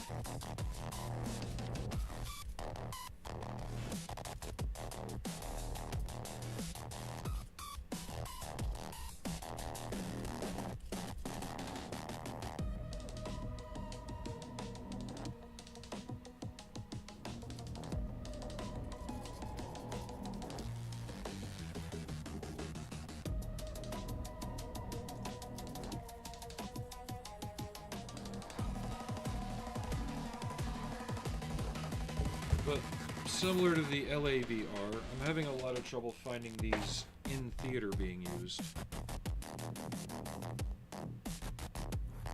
I'm sure my searches probably aren't helping that. I'm looking for another specific vehicle with it,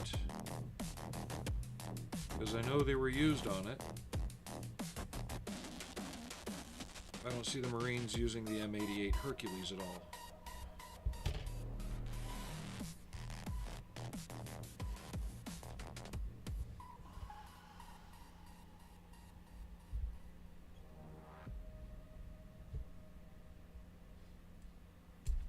Whoop.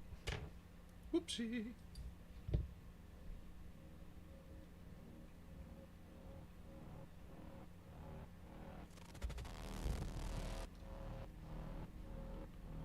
Well, that didn't go right.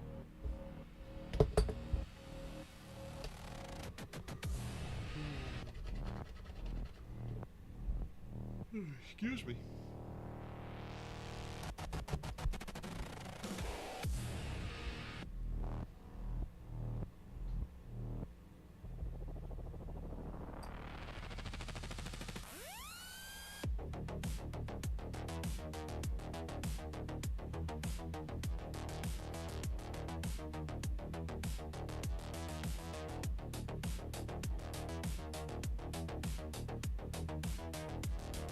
That was a little bit of a slip.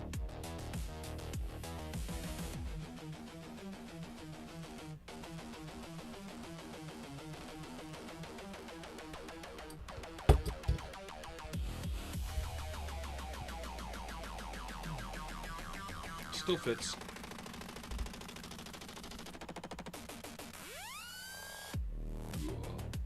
Wow, I am getting sloppy. What is going on here? Normally I'm not that sloppy.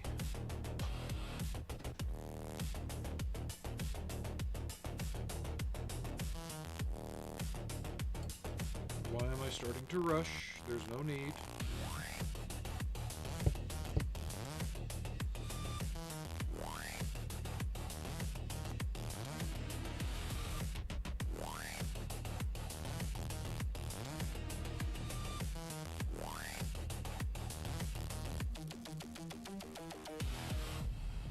Another reason I'm going to leave these off, aside from making painting easier, is I want to see if I can find pictures of what's typically kept in there, and see if I can put that stuff in there.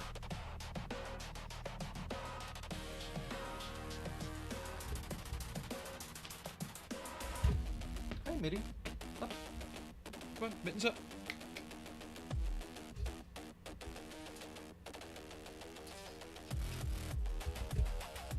See, Mittens can come up. He's not a desk boy. He's not going to jump up in my face.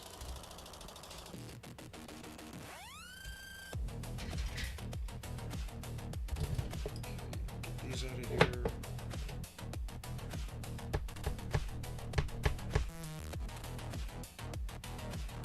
Gen 8 and 24.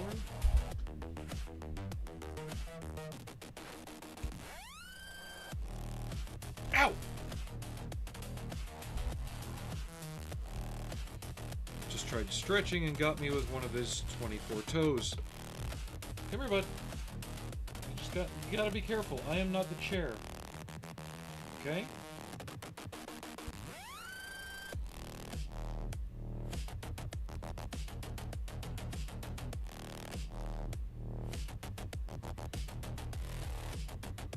If I remember right, this toolkit is red.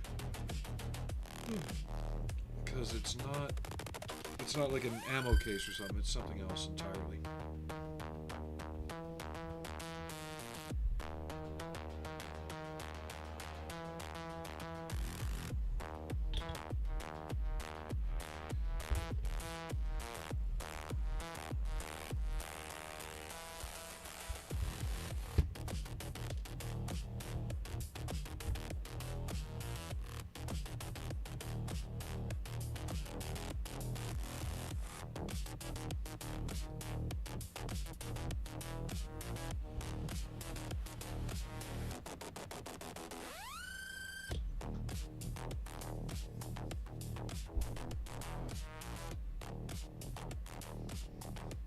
not really too worried about stuff, because like Alex was saying, you'll see a lot.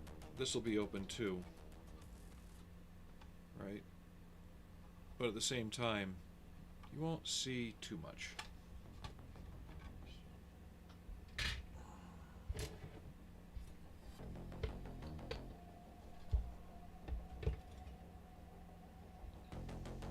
And 23.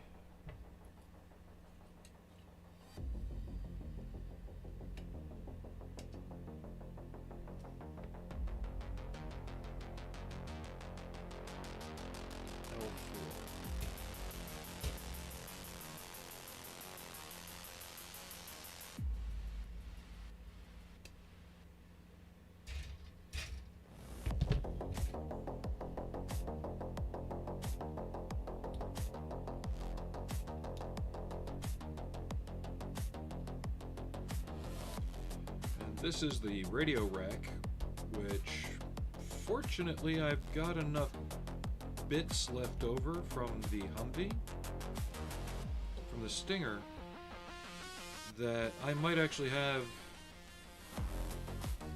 a radio-looking enough radio set left. So I will have to look through my parts and see.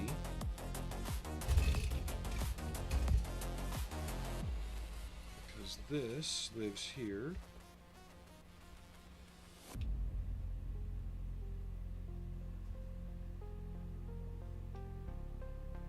Actually, I might have to find out about that beforehand, because I might have to insert them from the back. And that lives there.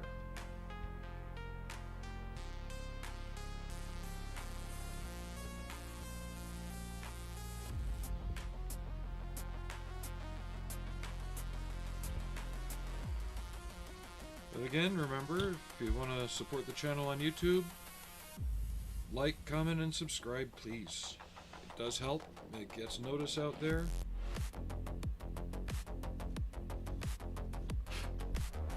I've noticed the half-track videos aren't doing as well, so I'll probably wind up doing a lot more of that off-stream until I get into setting the figures up.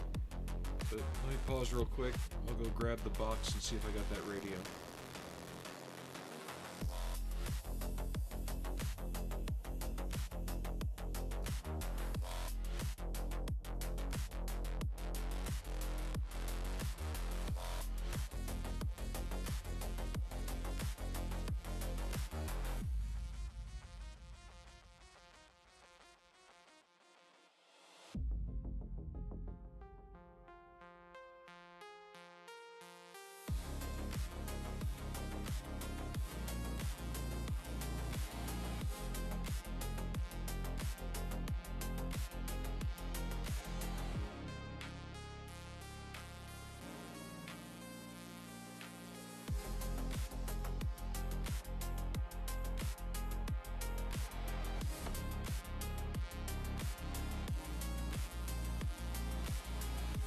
Alright, we're back.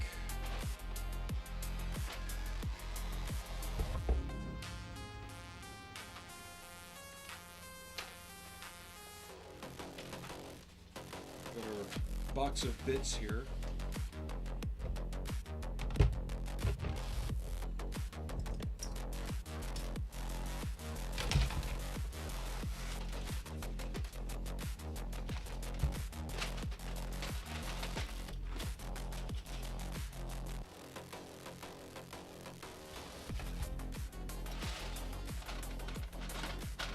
Shouldn't take too long. At least I hope not. There's one.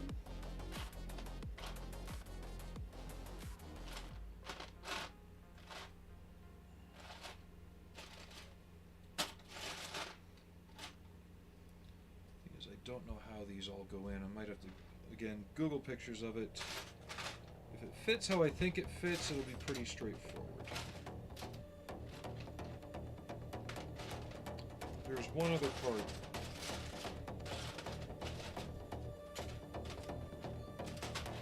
I may or may not have used it already. There it is.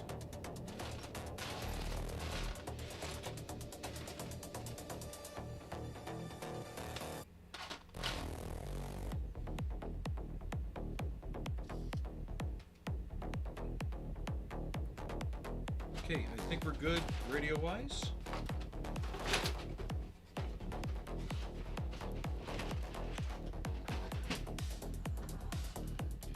I don't like hoarding a lot of parts, but sometimes you do need to kind of keep certain ones.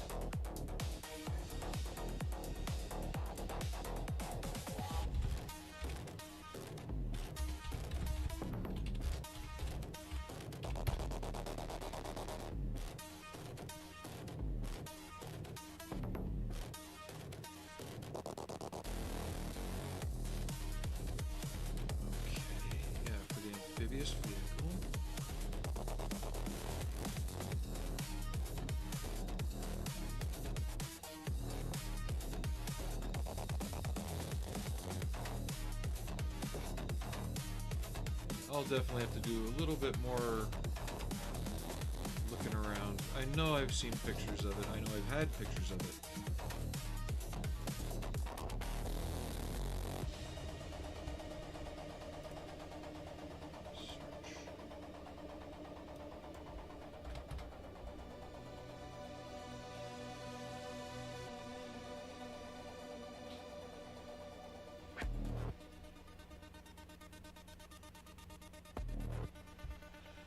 I'm not going to waste too much time on that.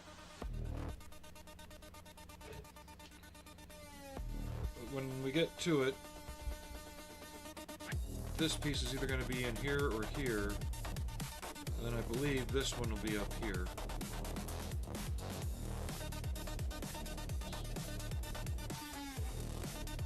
And without this wall in the way, I should be able to add them okay.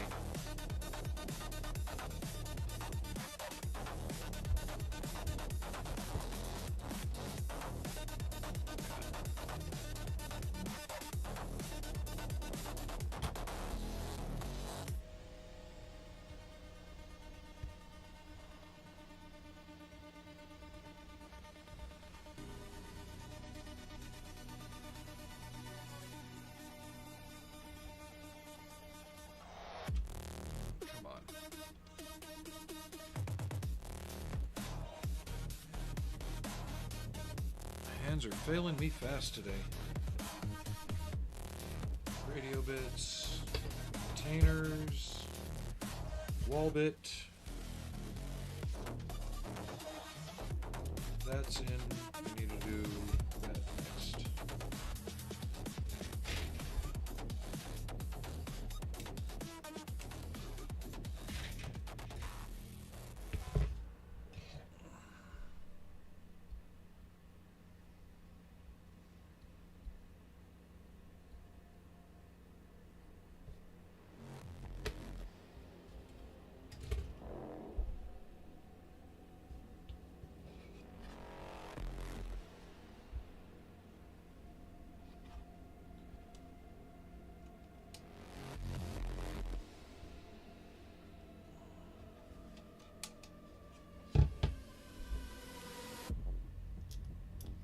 And wouldn't you know it, after I ordered the new edition of the Shep Payne book, because I couldn't find the original one on Amazon, as soon as I bought it, the original one came up for 15 bucks. Really?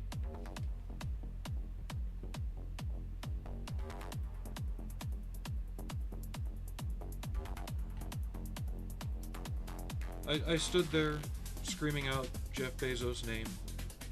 Just how William Shatner screamed out Khan's. No, actually I didn't, but I felt like it, and it probably would have been funny.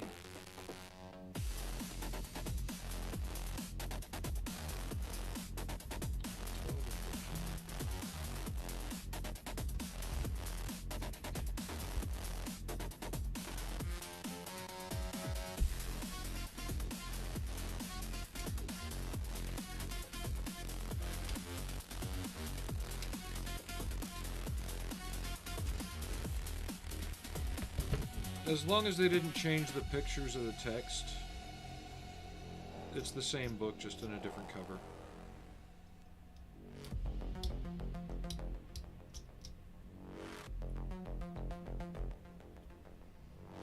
And I just learned that some of Shep Payne's original dioramas from his monogram days from the 70s were just donated to the Air and Space Museum in Wisconsin, I believe. The B-17, the crashed B-17, the B-24, and the P-61 models are in safe hands in museums now. And a selection of his work, I think, is still owned by Tamiya in Japan. It's part of the Tamiya Museum.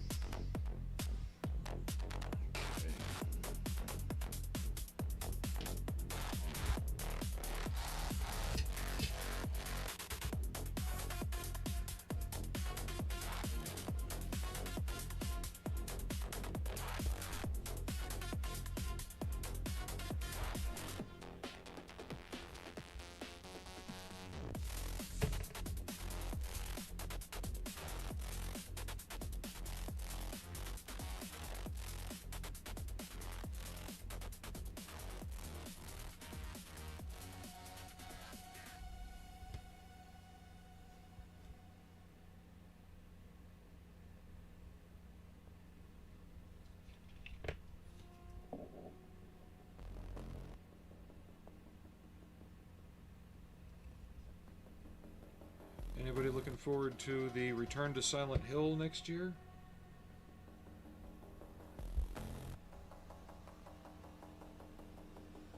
I think the movie looks interesting.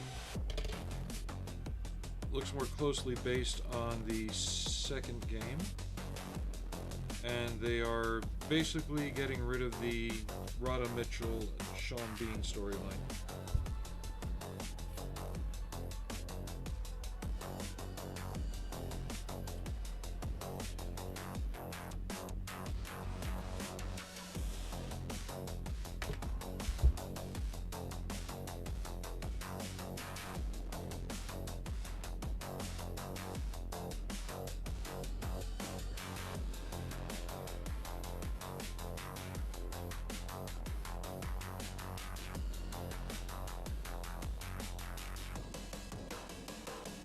Is my music up too loud today or something?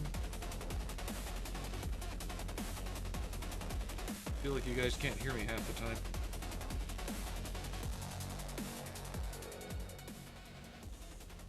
There. Pull the slider back down.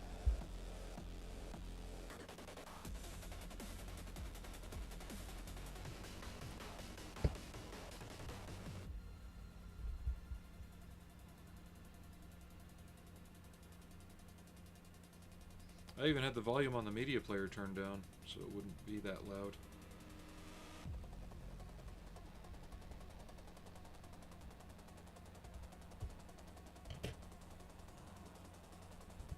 At the model student 20 said got a box being put together from that base wood kit. I think after assembles a brush over with PVA and water will seal it in nicely. I would rub it down with some shellac and some quadruple-aught steel wool.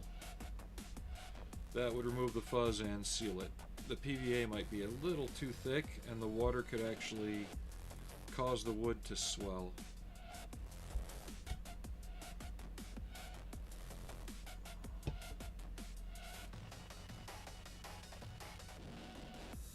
And 6 and 21.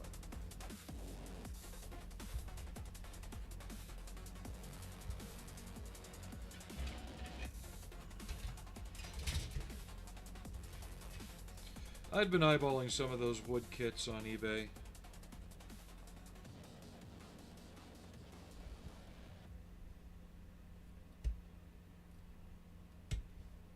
Depending on where the ideas for the half-track go, I could buy one of those because it was not uncommon to see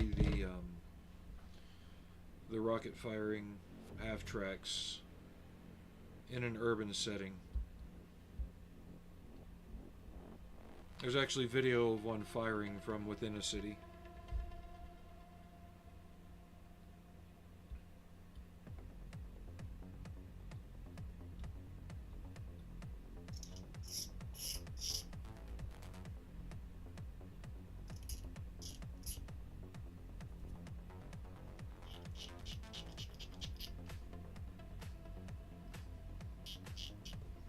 But a good shellac or varnish would work.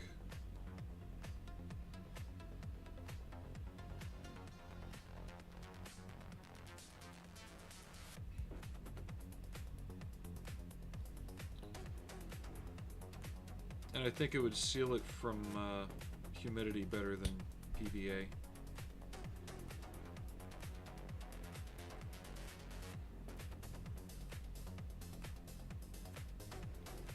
There's 2 fire extinguishers that go on this. Again, I'm not putting them in yet. They need to be painted red.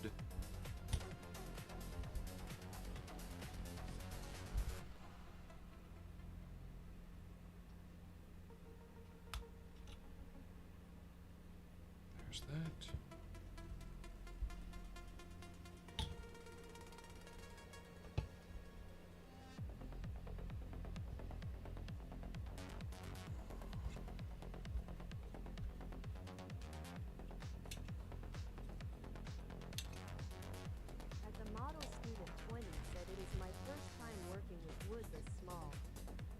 Yeah, it's not the size of it, it's the porosity of it. I'm pretty sure it is basswood like you're saying, but it just seems really fuzzy, which tells me it's very open grain.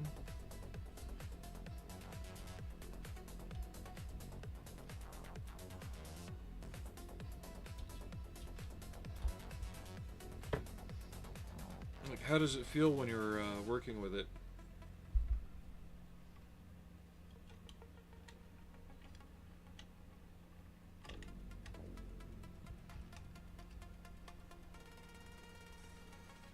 That's not right. Or maybe it is.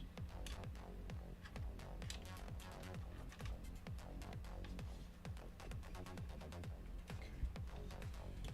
Let me get this in first. They have me putting it in after. I want to put it in now.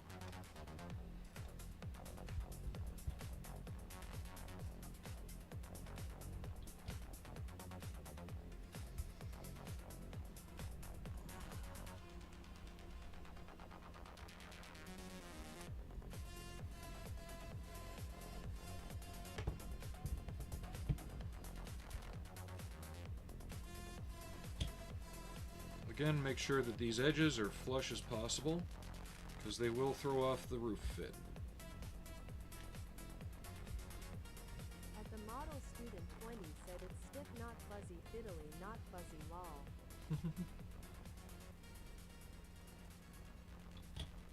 No, I mean, once you paint it, it looks like it could become fuzzy.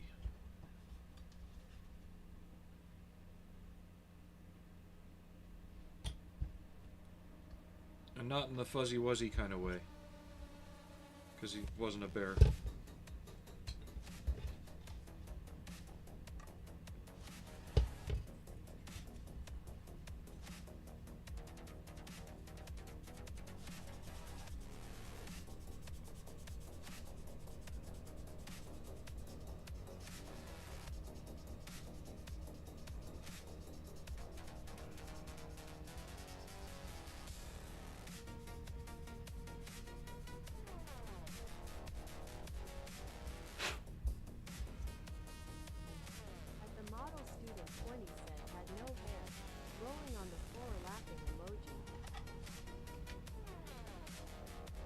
Fortunately, that doesn't run in my family.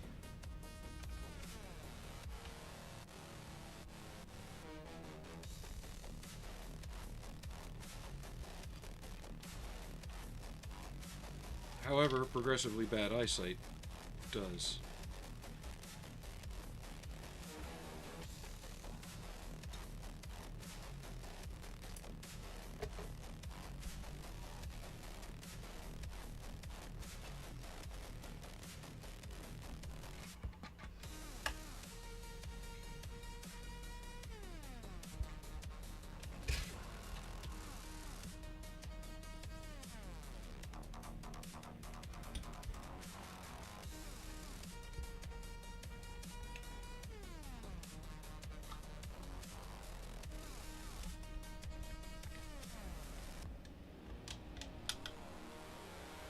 Come on.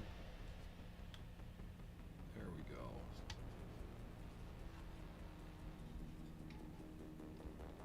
Those notched in down there. Yep.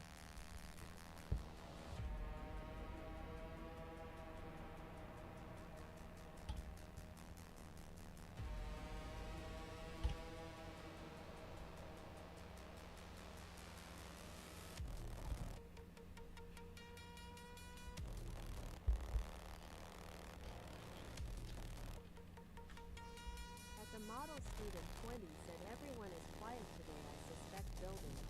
Well, either building or, like in the case of Ares, he's probably doom scrolling. Alex is probably passed out. It's, you know, 9, 10 o'clock at night there.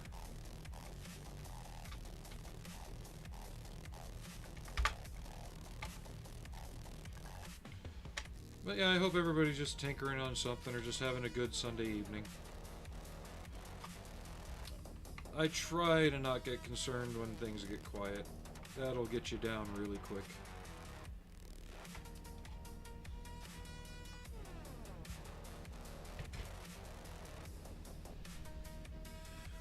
Okay.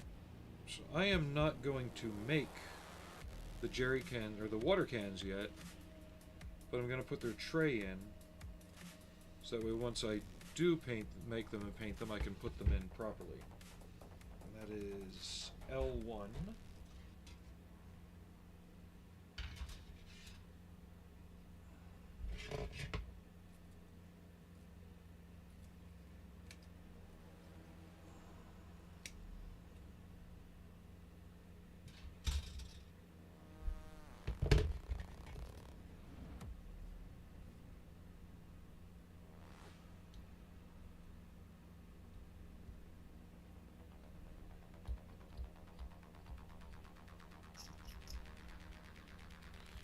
But you're not wrong, though. The more people there are to BS with, the more fun things seem.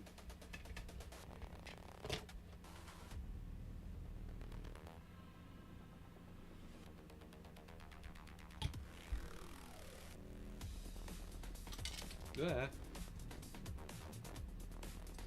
Now, if I can just stop dropping and rolling this. I never did get around to watching Strange Brew the other day. I kind of just zoned out. And At Leo 2A7BK said not right yet. Just thinking, if they ever found a replacement for the AAVR. Seen a lot, but none in production.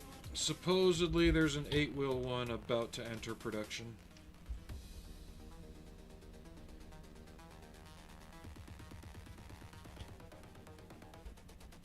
But you're not wrong, nothing truly official yet.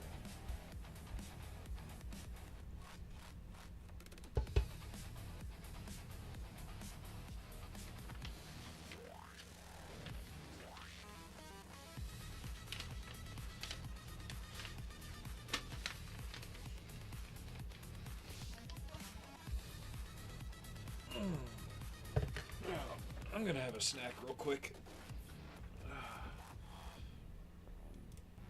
Let me see real quick here.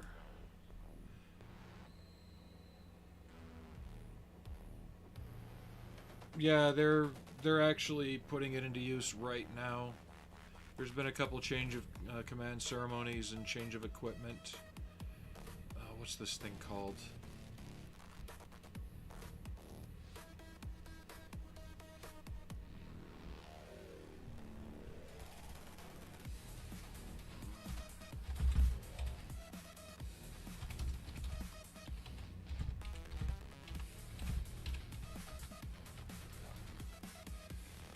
The ACV, the Amphibious Combat Vehicle.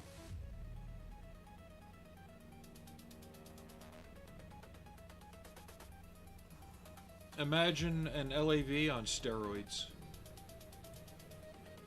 And I mean really on steroids.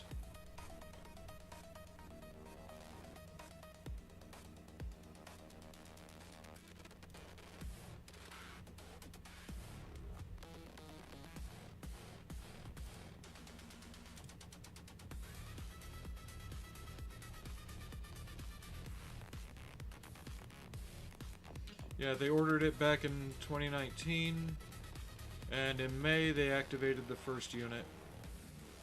30mm cannon, so it's better than the 50 with the 40mm grenade launcher. Yeah.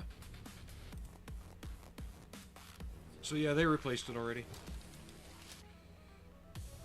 They're just, it's taking a while to stand down these and get the others up and running.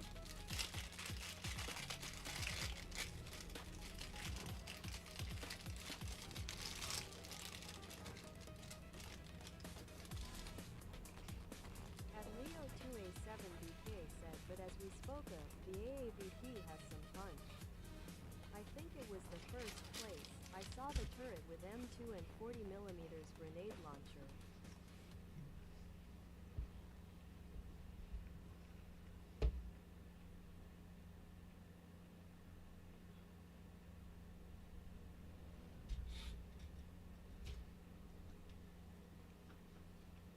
Now that's been replaced by a 30mm cannon.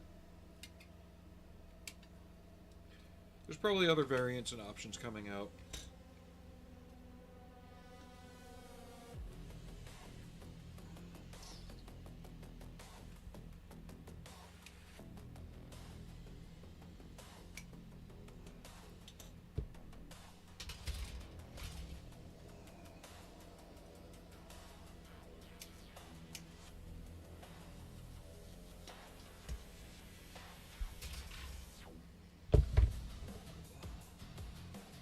I'd like to get most of the interior assembled on this and ready, and get the base paint down.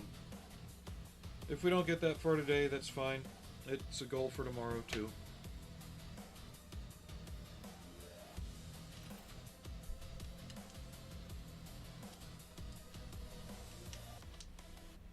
I'm not in a rush. I'm just trying to keep myself busy.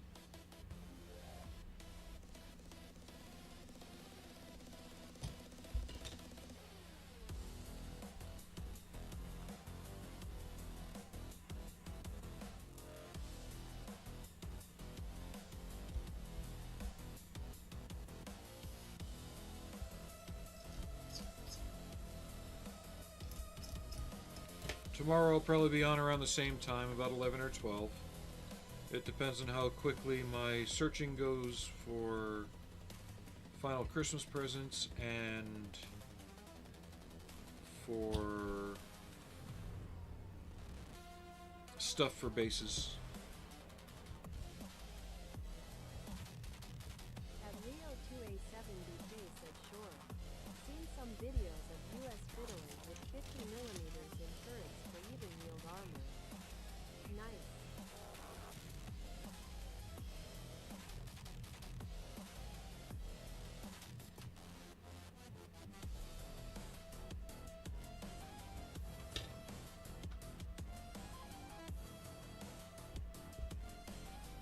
Jesus.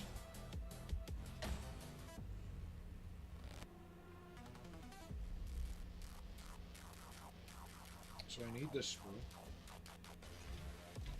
I need M12.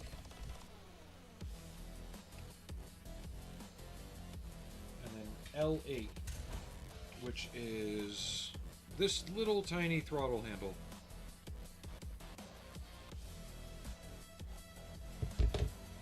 Good God. Forgot about that. I could have even looked into the other one and seen it if I wanted to.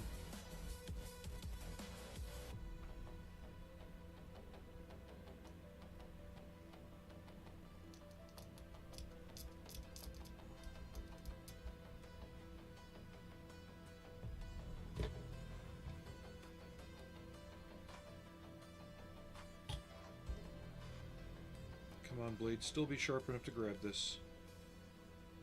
Yes.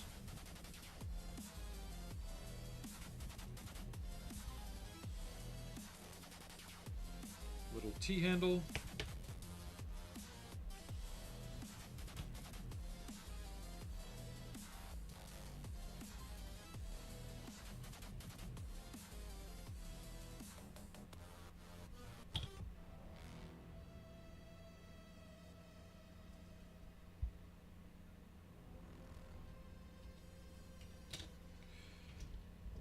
I think overall, though, the Marines just got tired of the AAV having so many mishaps and accidents that they don't really want to have it anymore. I mean, it's been around since Vietnam, for crying out loud.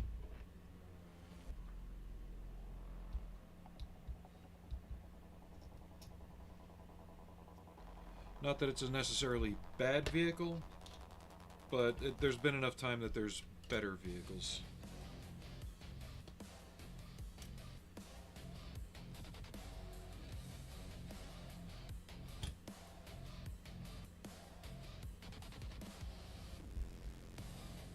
Come on. Test fit went fine, then you wanted to fall out? There we go. Nice little instrument panel there.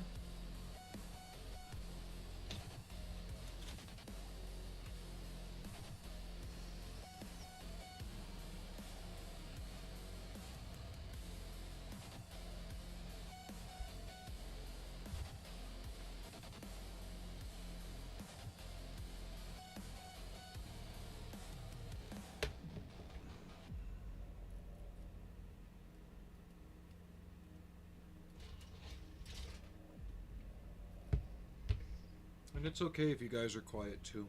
I know a lot of people like to lurk. Just remember to say hi, so I know you're still alive is all.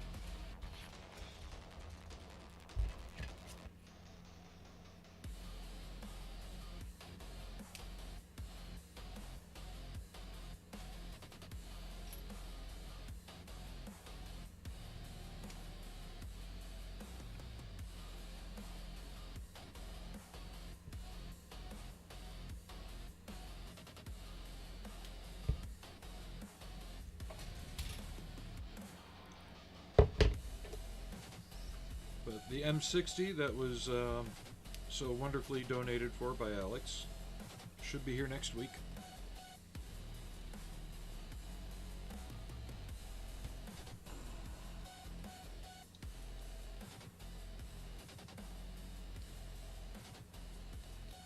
Should I also make that more of a back to basics, or should I get creative with that one? It is a more modern kit. I did some research and found out that MiG stuff really hadn't become prevalent until about 2002. That's about the first time I remember seeing anything about it.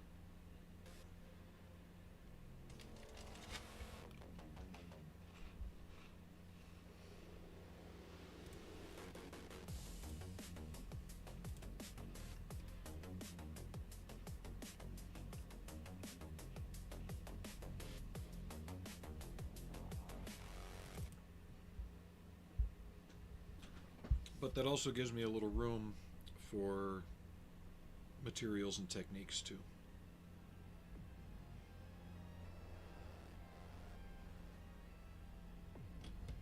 At the model student 20 said I learned stuff either way, which is great. At Leo 2A7DK said not quite sure, but our new batch of CV9035 each might have missiles. Seen some Swedish promotion vehicles with spike missiles. That would be interesting. At the model student 20 said 2 beams complete. Yay. Well, the main reason for doing the back to basics build is, and I think that asphalt video is actually very symptomatic of it, is that they're making these products that they want you to buy, but by the time you get the end result that you're seeing, why did you buy it?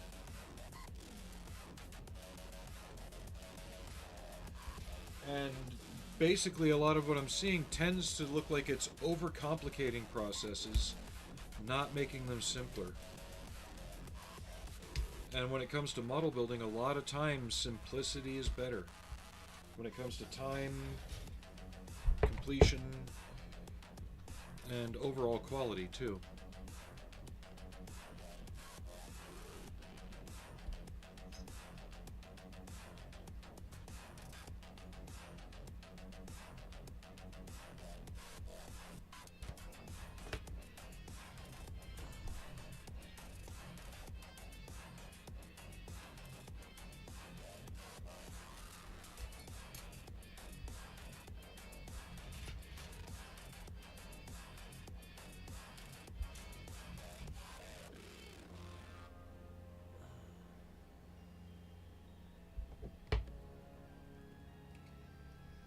And in a lot of the videos, it also looks like there's something left out.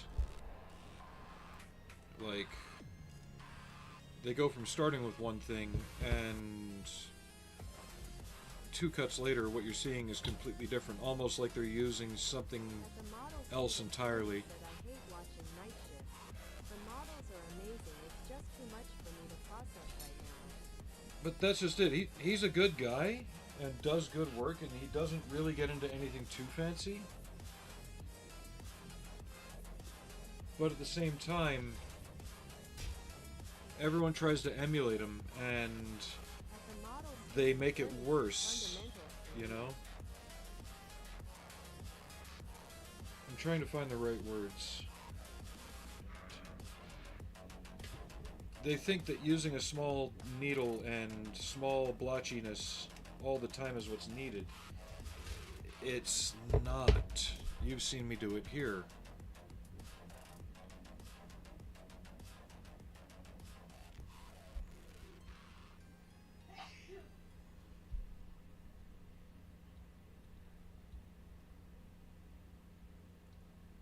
And I've seen more videos where people are basing in black, and then they're like, well, that didn't work out. I had to strip it down and redo it, and this time I appreciate it. I wonder.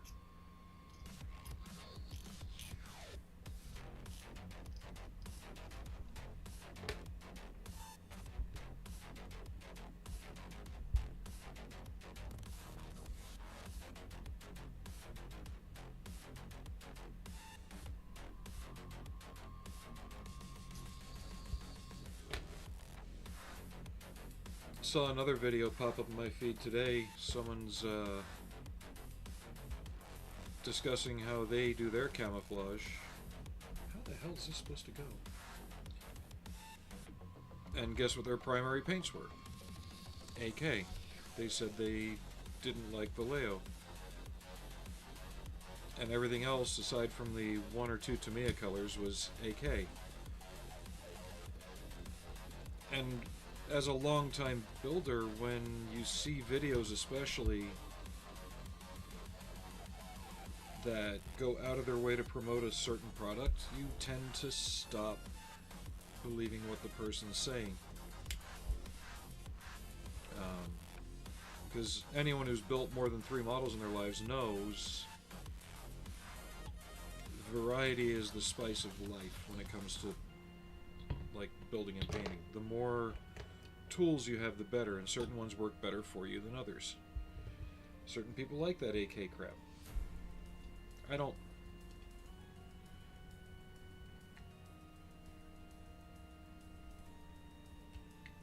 But that's for me, you know. But you don't see me shilling for every other brand out there either.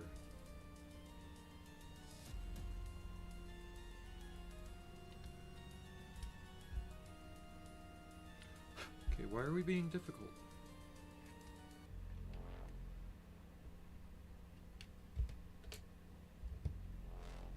I think the holes just need some love.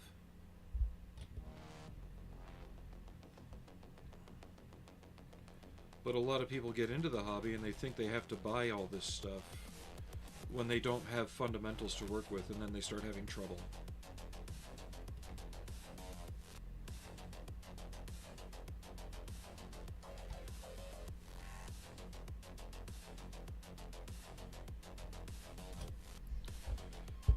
And maybe I'll try and think ahead a little bit on how I could take certain elements of what I want to do. Like I really need to break down how I'm going to do this before I jump in, now that I think about it, because I might be able to make shorter videos on the more specific elements of it, like how to keep certain things more fundamental and less complicated.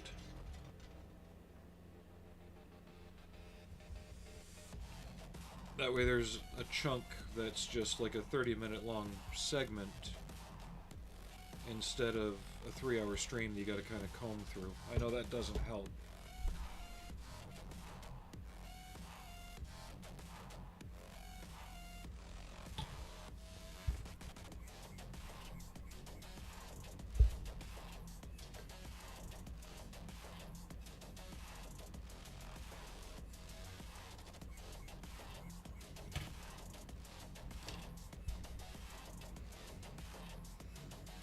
So yeah, this is the wall, one of the two walls we're leaving out for right now.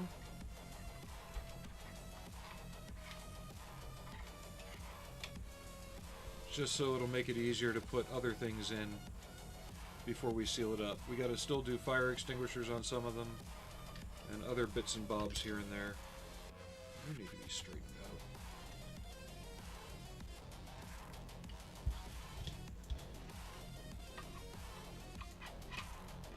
This will just go in like that. Fits up nice and snug.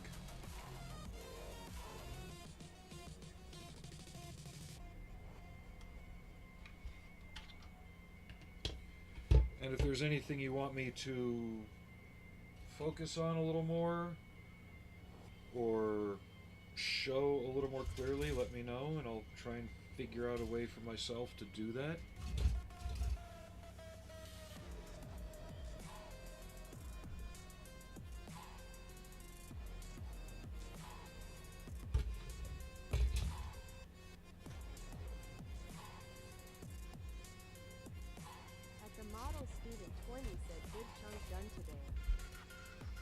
Yeah, we're trying. What time are we at?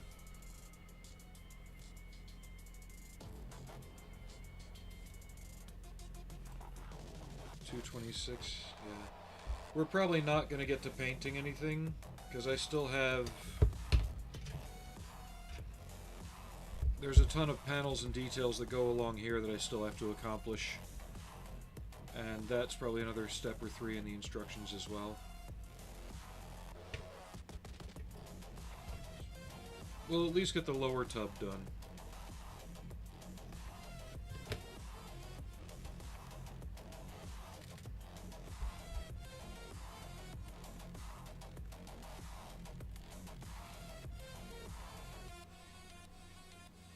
If I remember right, that goes like that. Yes.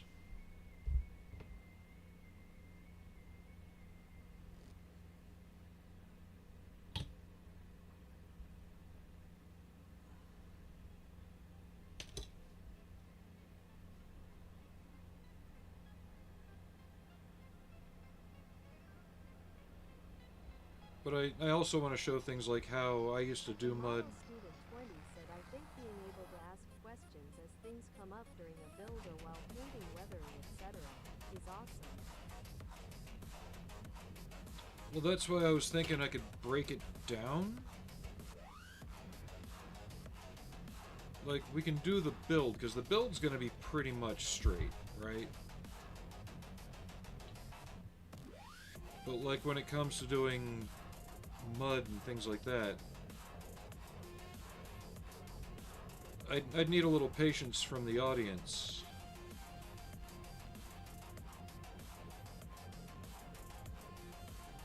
Because I don't know how to edit for shit.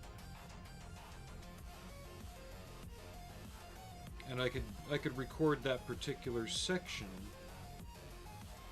as a separate entry and re-upload it later independently and as a shorter form video.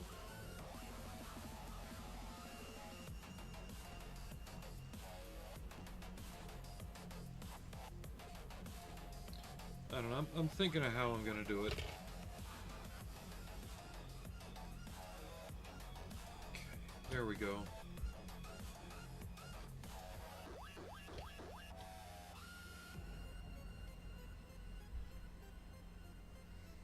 Yeah, there is something to be said about the, that didn't work right. The instant feedback of a live stream. But it's another thing where being able to access just that information helps too.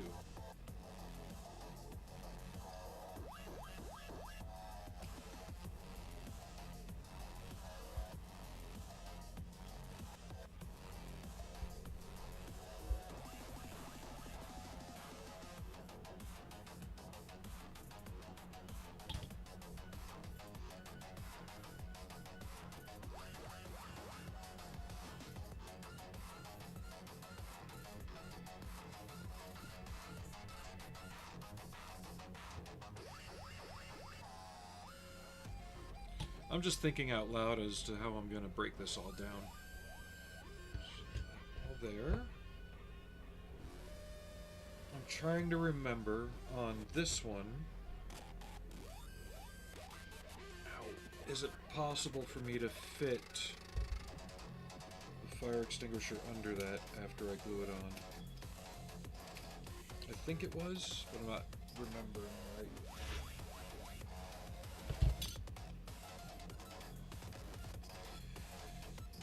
Great. Air pressure's fucking around. I'm getting another flare up.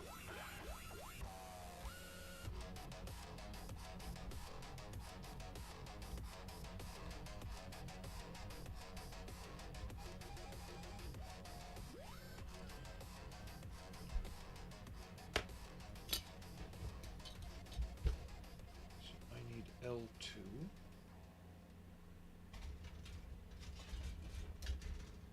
I'm just going to temporarily place it to see if I can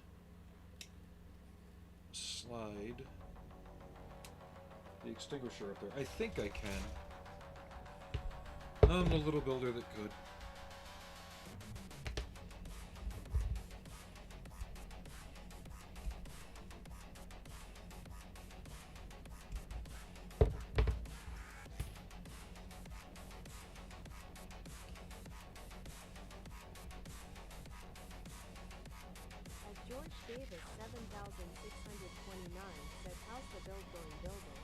It's going okay.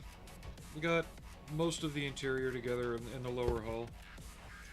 I'm just trying to answer a few of my own questions on something.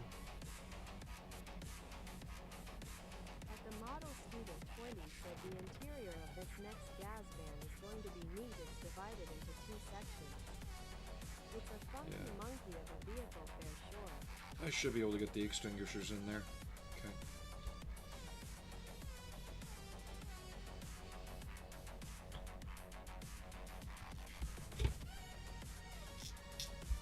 We're about to come up on 3 hours, and I'm feeling a lunch break coming up.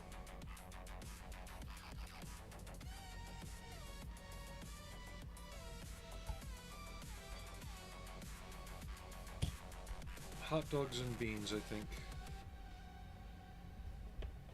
Good beans, not those junky Heinz baked beans.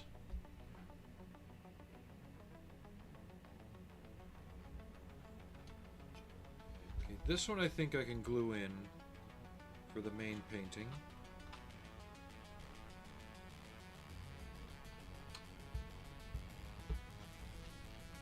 can. Because it won't block my access to anything. Grinning face with sweat emoji, thumbs up emoji. No, I'm just getting excited for the back to basics builds. I hope that it can get some traction too, and maybe get some notice.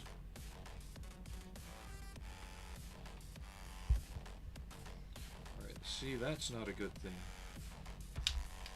At the model student 20 said Bush's beans. Yep, Bush's baked beans.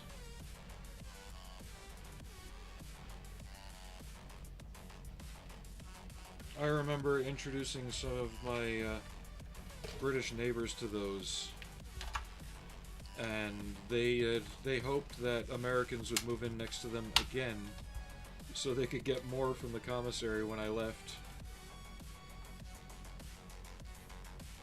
Because at the time, they didn't have Bush's baked beans in the UK. I don't know if they still do. But the Heinz ones in tomato sauce are utter garbage. Try putting the Bush's ones on your toast and you'll see differently.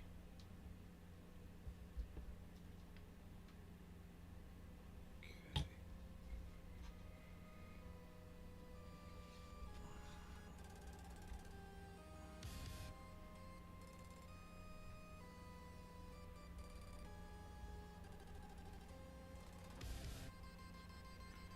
But I think I've got some cheese dogs upstairs, actually.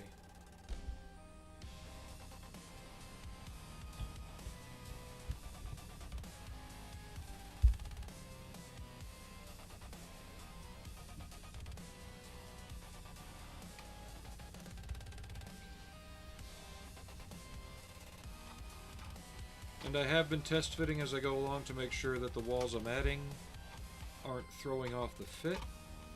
So far, we're what I'd say within tolerance for me.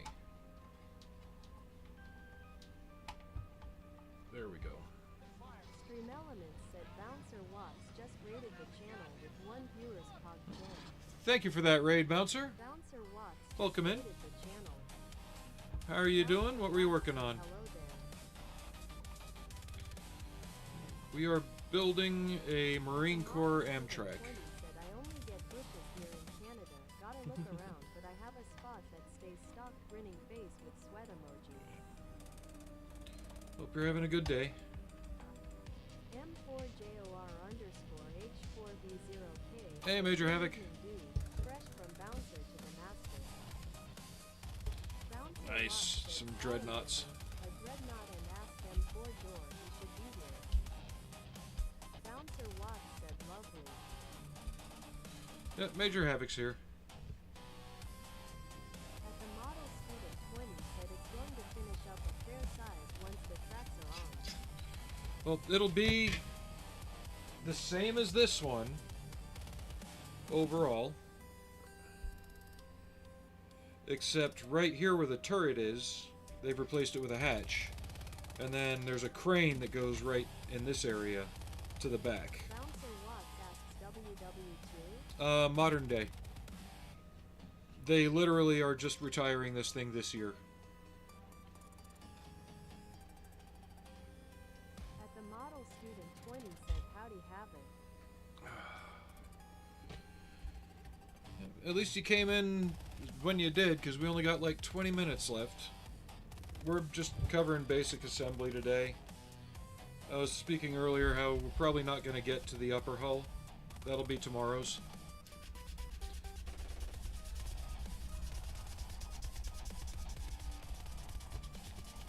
All these ejector pin marks, I got to go through and see how much of that's going to be covered too. JOR underscore H4V0K said yeah, I recently got Bouncer into building including 40K.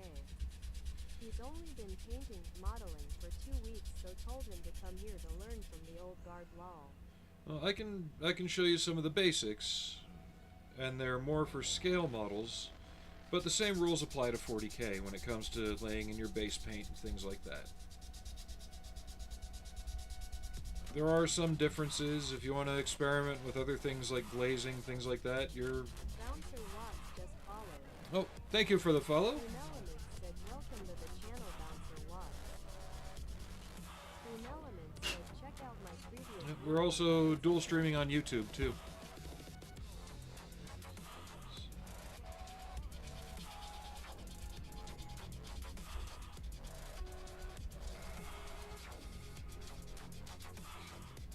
So what I'm doing right now is I'm sanding off all the raised areas from these ejector pin marks. Places like here, they're going to show because these don't get covered over. So I'm probably going to have to fill those. That's the other station. Yeah, so at least through here they're going to show. And here. So I'm having to think upside down and backwards. At the model student 20 said W Warhammer. Endless edge highlighting. Grinning face with sweat emoji. You see, I don't edge highlight my Warhammer. Watts said listening while cleaning the brushes. But the only Warhammer I do right now is Tau. Got a couple of Armigers, but I haven't really touched them in a while. I do a more gritty approach. So I know these get covered in plates with details. That gets a plate, that gets a plate. This gets crap glued on, so yeah, tomorrow we'll probably start out by filling these while we build the plates for that. But let's get back to the lower hull.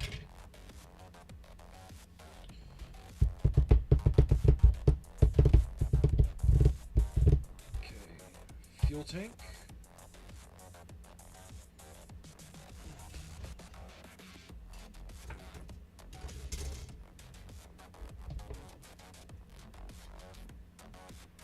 That's right, there's a plate on one side and a fuel tank on the other side.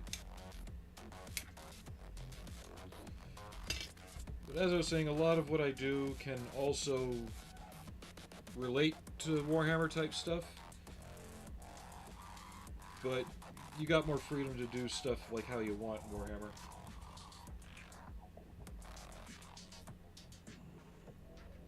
N and L. So I need this one and this one.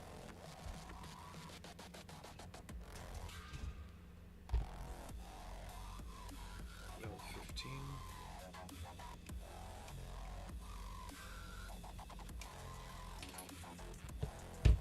But the first and most important thing about any model building project, 3 words.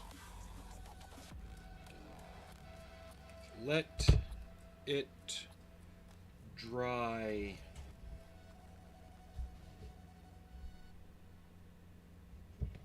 At the model student 20 said you do a fair bit of sci-fi in general. I do. Bouncer Watts said well I can pick between greens and green and have fun, smiley face. There's ways to make green pop to life. You just have to find the right colors to mix in to brighten it or darken it without ashing it or turning it gray.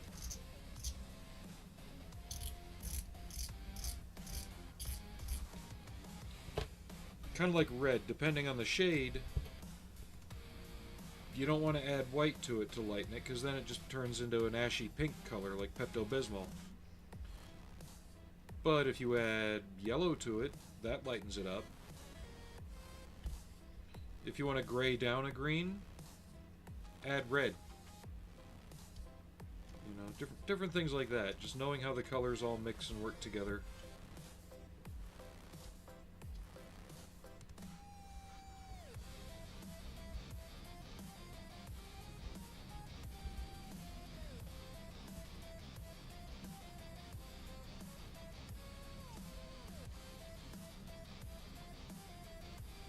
And some of these latest mixes from Evil Sound are hitting pretty hard. I'm liking it a lot.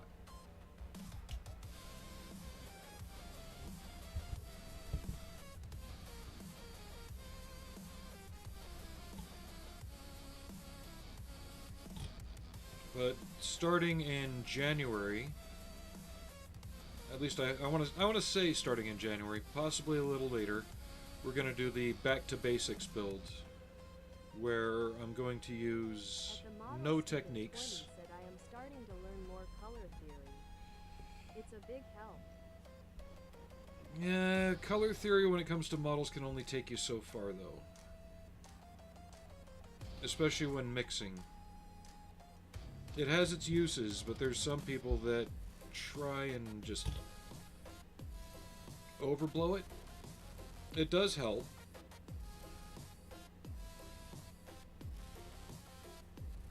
I probably do it subconsciously because I never learned whatever it is as color theory. I learned it as other things. But we all have a different approach to how we do things, too.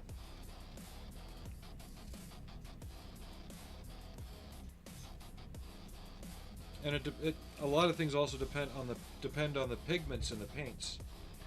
I've seen some paints where you think, oh, you mix these together, they should make... Okay, let's use red and blue. You mix red and blue, what should you get? Purple.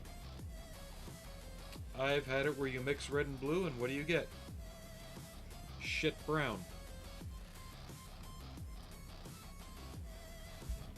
So it really does depend greatly on the paint as well. The pigment, the manufacturer of it.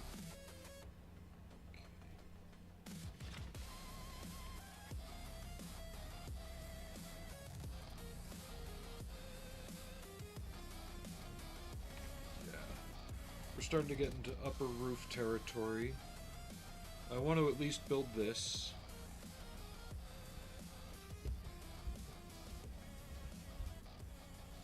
And we'll do the upper roof stuff tomorrow, I think.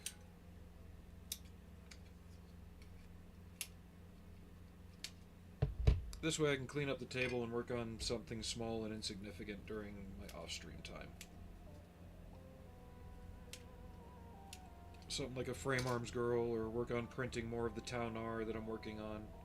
That kind of stuff. W40.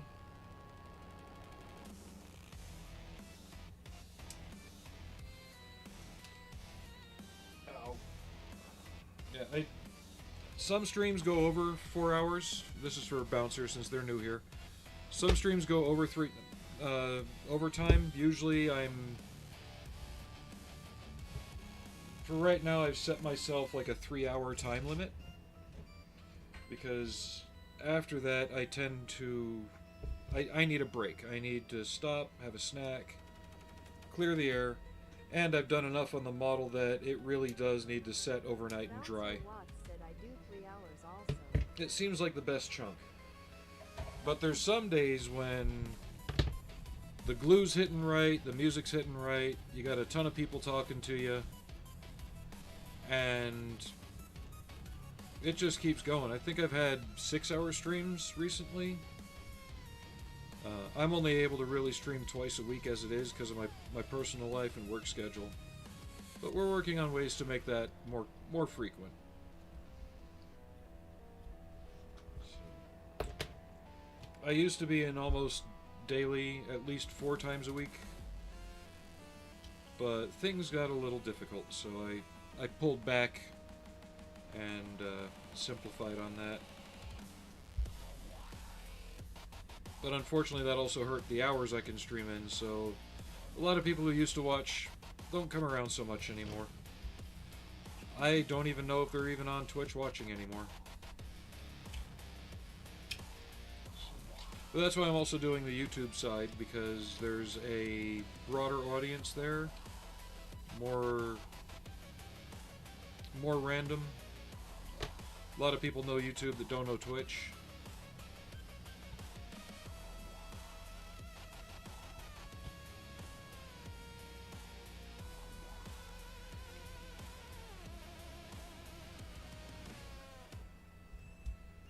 Okay, there's that. Let's glue this onto here before we throw that onto the part.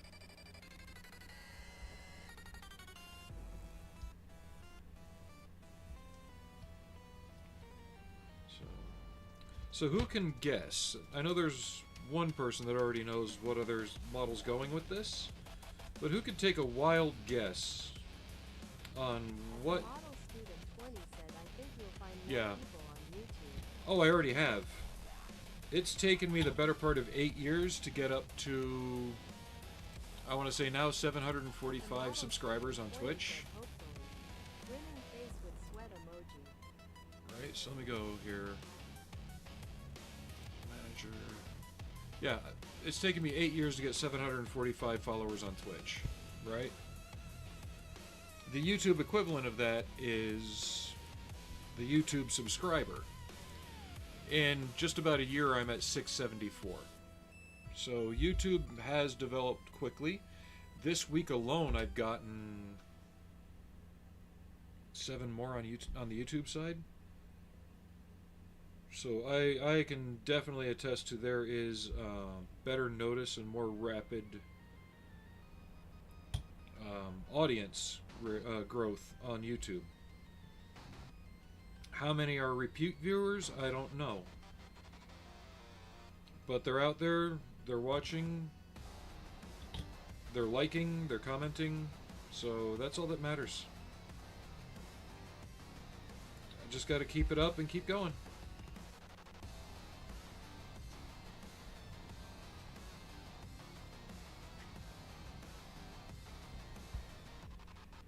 And keep from falling into that that shill trap where, you know, you get interested in using certain products. But no, YouTube's grown much more quickly in 1 year than Twitch has in 7 or 8. So this will live here. Come on. Get you guys a quick look at what the interior is going to entail. So this will get mounted to the roof, but it sits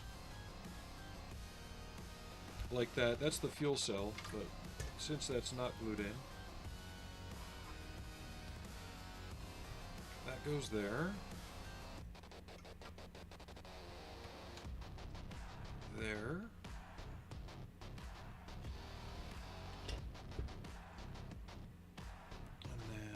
That is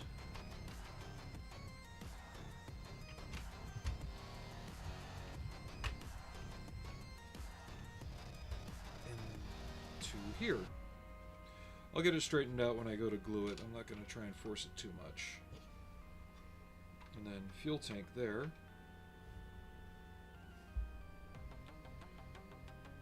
But you can see how it's all kind of fallen together.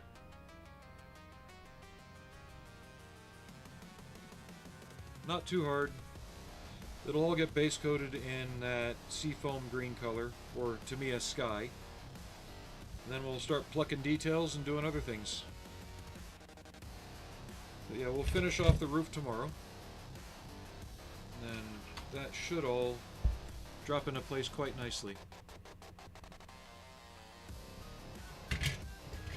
So, what have we got today? We got a resub from Aries. We got the new follow from Bouncer, so thank you very much for that. And thanks for the raid as well. And I know at least one new sub on YouTube. So whoever did that, if you're still out there listening, thank you very much.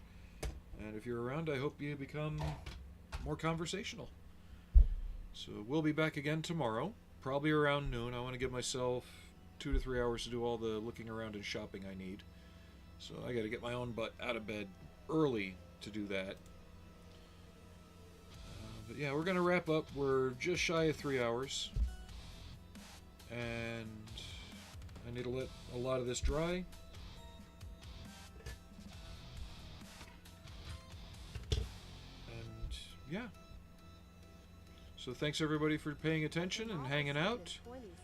And I will see you all tomorrow at 12 noon my time. It is 2:44 right now if you want to adjust your clocks.